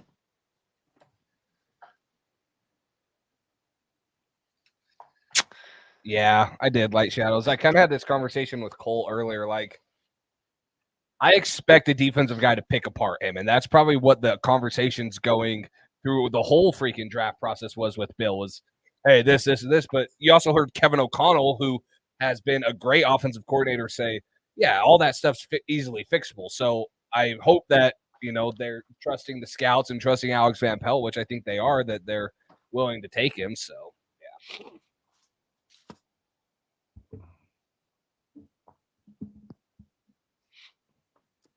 That's frustrating.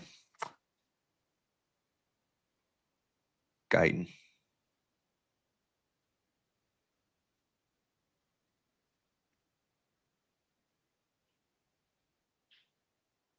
So all that's left is Sumatia, AD.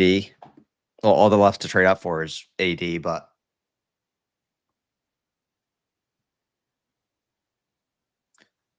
I'm thinking if they were going to trade up, they would have by now.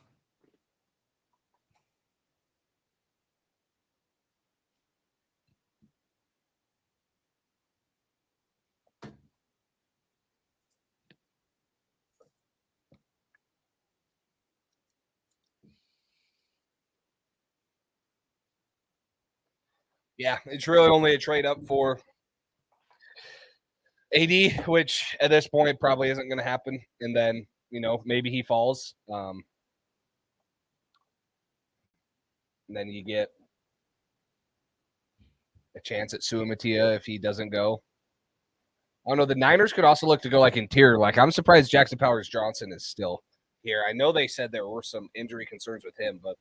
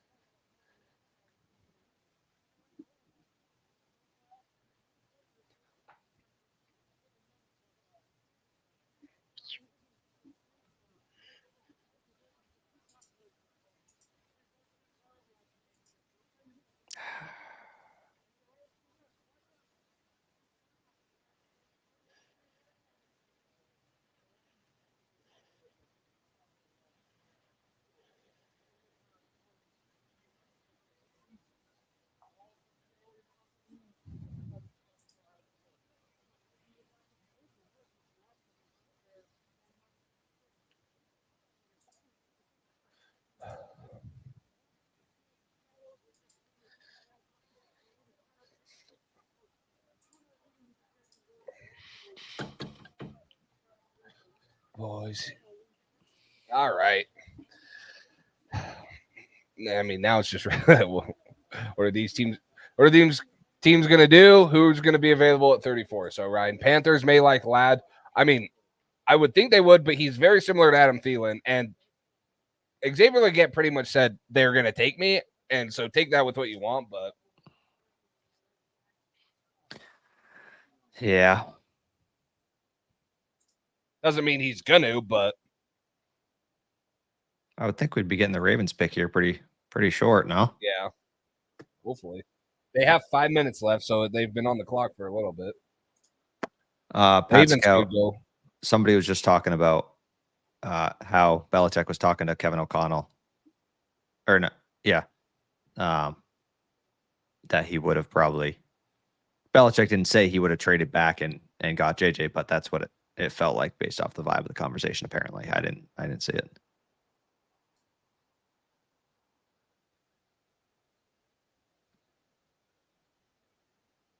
Yeah, Carlos, you hear this a lot. You hear this a lot with players getting told they're going to get picked by certain teams, and they just want to show interest. And at the end of the day, if somebody better than you is on the clock or is on the board, they're going to take them. So,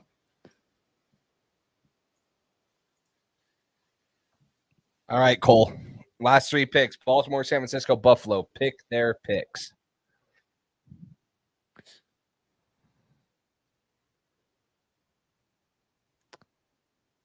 I still think Buffalo ends up with the AD.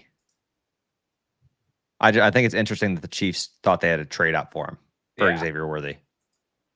I'm gonna wonder go. why that is. I'm gonna go DeJean to the Ravens. Cooper DeJean. I'm gonna go Jackson Powers Johnson to the Niners. And then I'm gonna go AD Mitchell. That's my guess. Yeah. And that kind of leaves us where we thought we'd be. But Nate Wiggins to the Nate Ravens. Wiggins. There you go. I mean, that is their kind of long, lengthy cornerback.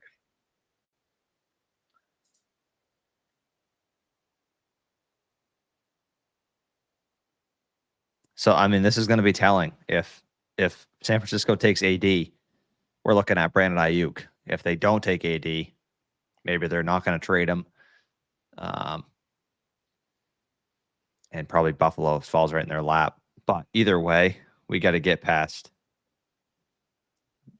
any of the next 3 picks could be wide receiver before the Patriots pick.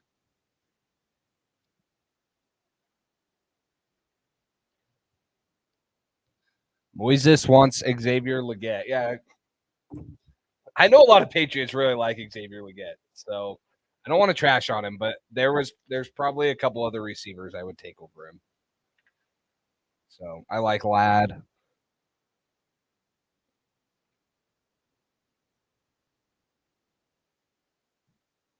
Yeah, I'm okay missing on the get too. Like if we're talking about getting AD Mitchell, yeah, I don't care. I'm okay missing on the get. I'm okay missing on Ladd.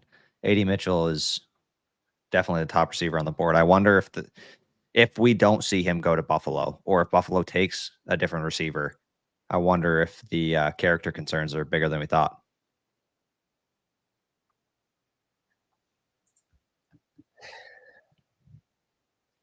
Who was it last year that ended up going to the Steelers?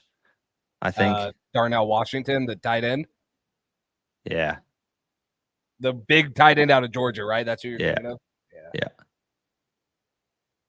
Yeah, who fell a ton. Wasn't there a tackle too? Yeah, DeJuan Jones. DeJuan Jones. Yeah, to the Browns. I think he went to the Browns. Yeah, stuff like that. Yeah, I mean, happens. You never know.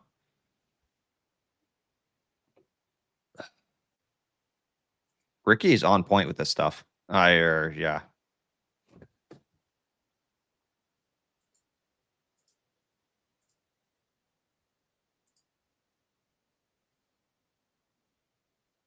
James White was talking about Belichick crapping all over Drake Maye, and he said it's exactly what a team meeting is like with Bill.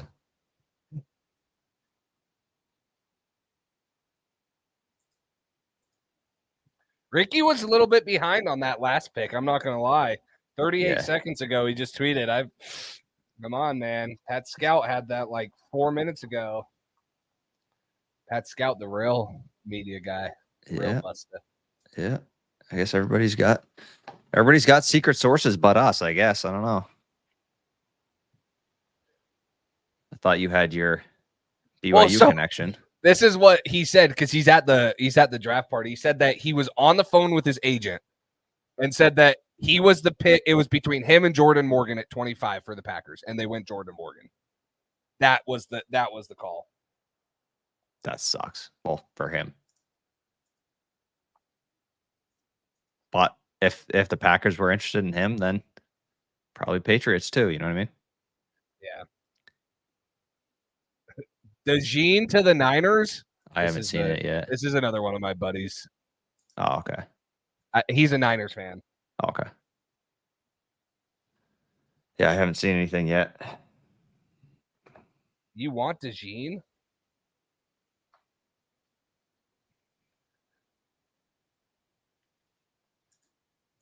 Drake Maye as our new quarterback. Yes. We love it. Carlos, I know someone that has connections to BYU, and they were telling me that Kingsley Suamati was on the phone with his agent at pick 25, and it was between him and Jordan Morgan, and they obviously went Jordan Morgan. So it's not the team didn't call him, Ryan. I'm not saying that. I'm saying the agent was talking to Kingsley. The agent said, "Hey, there's a chance you go here. It's between you and Jordan Morgan," and they took him there. So. No, I'm not saying that he talked to the team. I know that shit don't happen. Trust me, I'm not that dumb.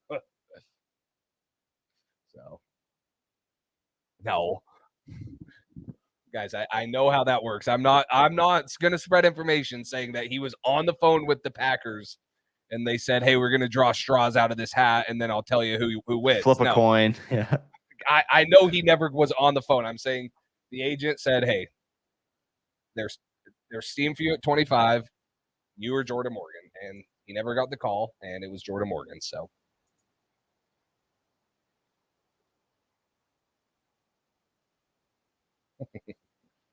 there you go. Carlos, sources say Maxwell Anderson to the Patriots at pick 34. Per J Sheet.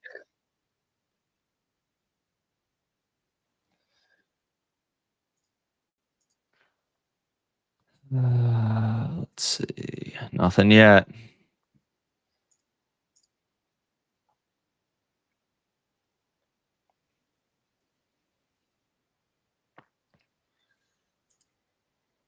You're not a big Keon Coleman fan, right? I actually like Keon Coleman. I wouldn't take him at 34, but what's surprising about him is like he tested horrible, but his film is so good. Like his film should not have tested as bad as what he did, in my opinion. So that's where I hang up is like Didn't he not want to retest though? Yeah, so at his pro day, they're like, "Are you going to run?" He's like, "No," and so he pretty much was like saying that he's fine with the 4.6 whatever he ran, which was Don't you think that's weird? Yeah. So, but I like Keon Coleman. Like his film's good. Like he's physical. He does some freakishly athletic things, but I get the concerns on him. So, I don't know if he ever did. I mean, he did pretty good at the pro day. So. Get out of here. I need to stop telling my friends to get on here.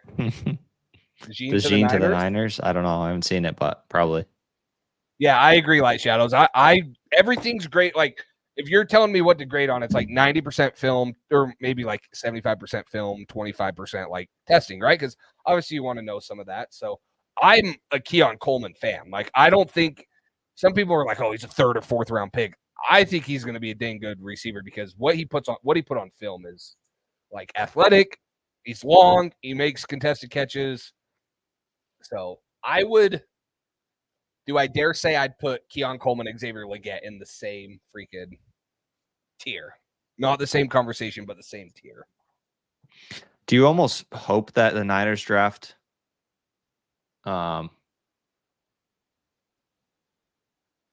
AD Mitchell just so that we're getting Ayuk, or? or increases the chances of that? Yeah, maybe, but I don't think it's going to happen. I don't think Ayuk's trading. Tom Curran getting everybody's hopes up. I still haven't seen the pick for the Niners. No, not Nikhil Harry 2.0. Pat Scout, did you see the pick somewhere, or are you just guessing? Because I haven't seen anything. I've checked a few different places. Bears, or Lucan, you like Yeah. my jersey? Drake Maye just came in the mail 20 minutes ago. Express delivery straight from Robert Kraft. Ricky Pearsall. No. Yeah. Damn it. I Wow. loved Ricky Pearsall. I don't know. That's wide receiver, and I don't know. They took a receiver. I actually love Pearsall though. Damn. We had him in our last Remember mock. we traded up for him in the last Yeah. mock. Yeah. Wow. Ricky Pearsall. AD, dude. I don't know. I don't know what's going on.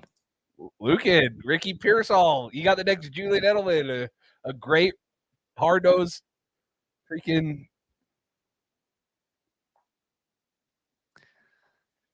Wow. I wonder what that means, man.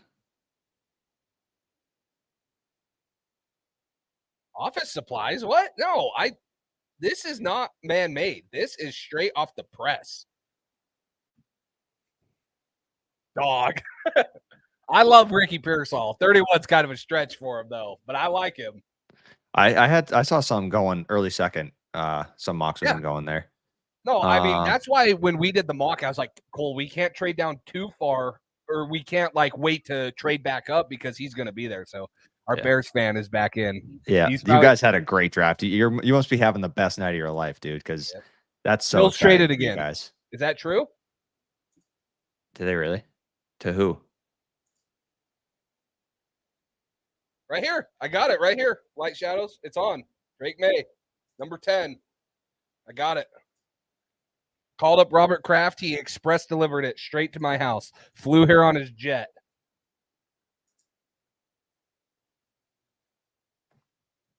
Look at this comment. Wow, Ricky Pearsall, dude. I guess I can I did have him as 36 on my big board, and he was my wide receiver 7. Yeah, 7. So I had him below Brian Thomas. It went 80 Mitchell, wide receiver 4, Thomas, Ladd, Ricky. But I still don't see the trade, the Bills trade. I don't either. Pat Scout did kind of deke us on the DeJean one, so maybe he's the Shit. one. Panthers. You would think if the Bills were taking a wide receiver, wouldn't they take it and not let all these wide receivers go? It could be better than Derek's team was in the Super Bowl last year, Gam. So unless you're in the Super Bowl, I don't know. Okay, so Ian Rappaport says the Patriots and the Commanders could package their second rounders and late picks in potential Brandon Ayuk trade. So Commanders is where he wants to go with Jaden Daniels for sure. Panthers are on the clock. So we pretty much know that, or we can guess that Patriots night's over. it's over, but they didn't want to trade up because they felt there was a chance for Ayuk. Right? Because if you felt like there was no chance for Ayuk, do you maybe consider trading up? That's what I was saying earlier. Like, I don't know.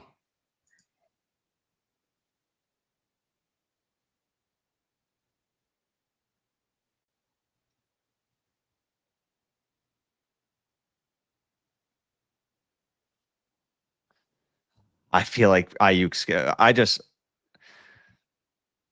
We always get our hopes up about receivers. I just feel like he wants to go to Washington. Like he's going to take probably a better deal there to play with his boy Jaden.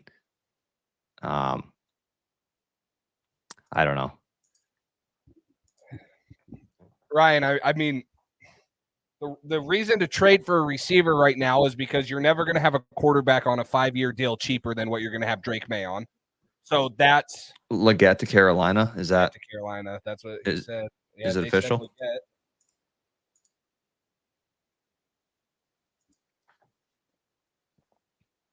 Yeah, Falcons pick was crazy, Gam. So that's the argument to trade for a guy, because you can sign him for $25-30 million a year and then sign him to a 4-year deal and then hopefully develop another young receiver for Drake Maye once Drake Maye has to sign the contract. So there's validity to trading for one. The other thing is maybe you're if you don't start Drake Maye, which you're probably not going to for more than 5 games or something, you might be in a situation to have a top 10 pick next year. Like, I wouldn't expect us to be top 5 again unless everything's worse comes to worse, but you could be in the 7, 8, 9, 10 range, and you might be able to get wide receiver 1, wide receiver 2 in that class. So, I mean, yeah, there's validity to saying, hey, stay at 34, take your left tackle, develop him for the future, put a receiver in the first round next year. But there's also validity to saying, hey, take this proven receiver, because the Patriots have not been able to draft or develop a receiver for shit for the last 5 years. So you're able to now take him. So, I mean, either way, I get it. There's not one way or another to do it. It's whatever the Patriots think's best, in my opinion, for Drake Maye.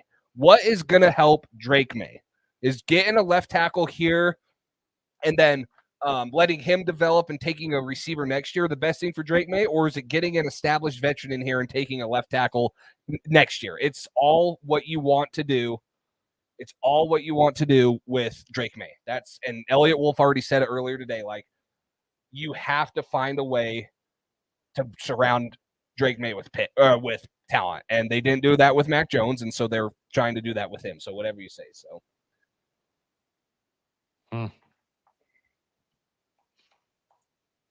Interesting. Is it really Leggett? Yeah, it's Leggett. That's official. So AD Mitchell, if the Bills don't take him tomorrow, first pick. So I guess Leggett was kind of lying about him getting taken at 33. Yeah. As far as I took him after that chronic lie.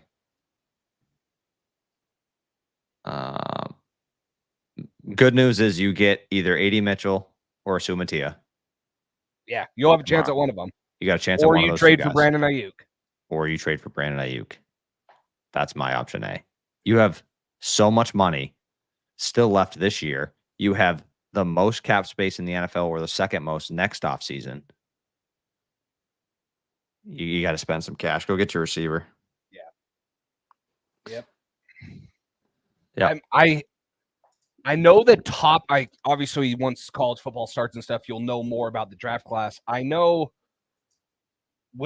there's a tackle out of LSU that's going to be really good, Will Campbell. There's a receiver out of Arizona that's like 6'5". There's a receiver out of, is it Texas? He was at Bama, Isaiah Bond. There's a guy out of Missouri. So, like, I know the top guys in next year's class. So and the Patriots aren't thinking about that right now, but yeah, Luther Burden, that's the Missouri guy. Luther Burden III. Oh my gosh. Commissioner Gazelle just said Xavier Leggett. Or sorry, Leggett, not even Leggett, Leggett.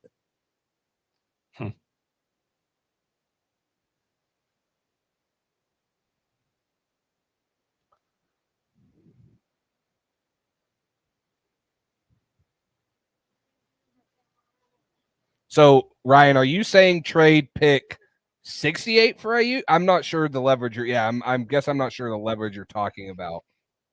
Yeah, no, Ayuk's not going for 68. You're going to have to give up 34.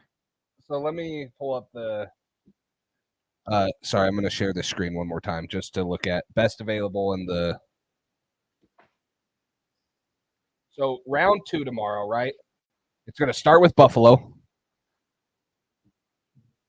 You're going to have the Patriots are 2 picks ahead of the Commanders. So, I mean, it's essentially a wash. If Brandon Ayuk, I guess, wants to go play with Jaden Daniels, there's a thing. But, I mean, you're looking at the best available. I'd be fine with Ladd. I'd be fine with AD Mitchell. I'd be fine with Kingsley Suamatia. Those are like the 3 guys there. But I don't know. I'm not sure the 68 pick you're saying, because I would assume Washington would be willing to give up pick 36 for Brandon Ayuk. Yeah. But they wanted a mid-first rounder. They're not going to settle for a third. I wouldn't think. Yeah. Nor should they. Ayuk's a good player. Yeah. I would think they could get a second round pick for Brandon Ayuk. I mean, they said they wanted a mid first, so why would they not want an early second? I mean, if that's the best they can get. So, but yeah. So Will Campbell, Kelvin Banks is an offensive tackle out of Texas. There's a couple other guys. There's a massive dude out of A&M. But like again, you'll see how they play, see how they develop, and wide receivers are pretty dang good too. The Missouri guy, the Arizona guy. So I know we're talking about literally a year from now, but yeah, whatever you do tomorrow, whether you trade for Ayuk or whether you take A.D. Mitchell, Kingsley Sumatia, Ladd McConkey, you're probably pushing the other position down the road for a first-round pick next year. So yeah, but cool. Yep. Well, shit. I mean, I think we kind of knew that there was probably not going to be a trade up, even though we wanted to. We always want it to happen, right?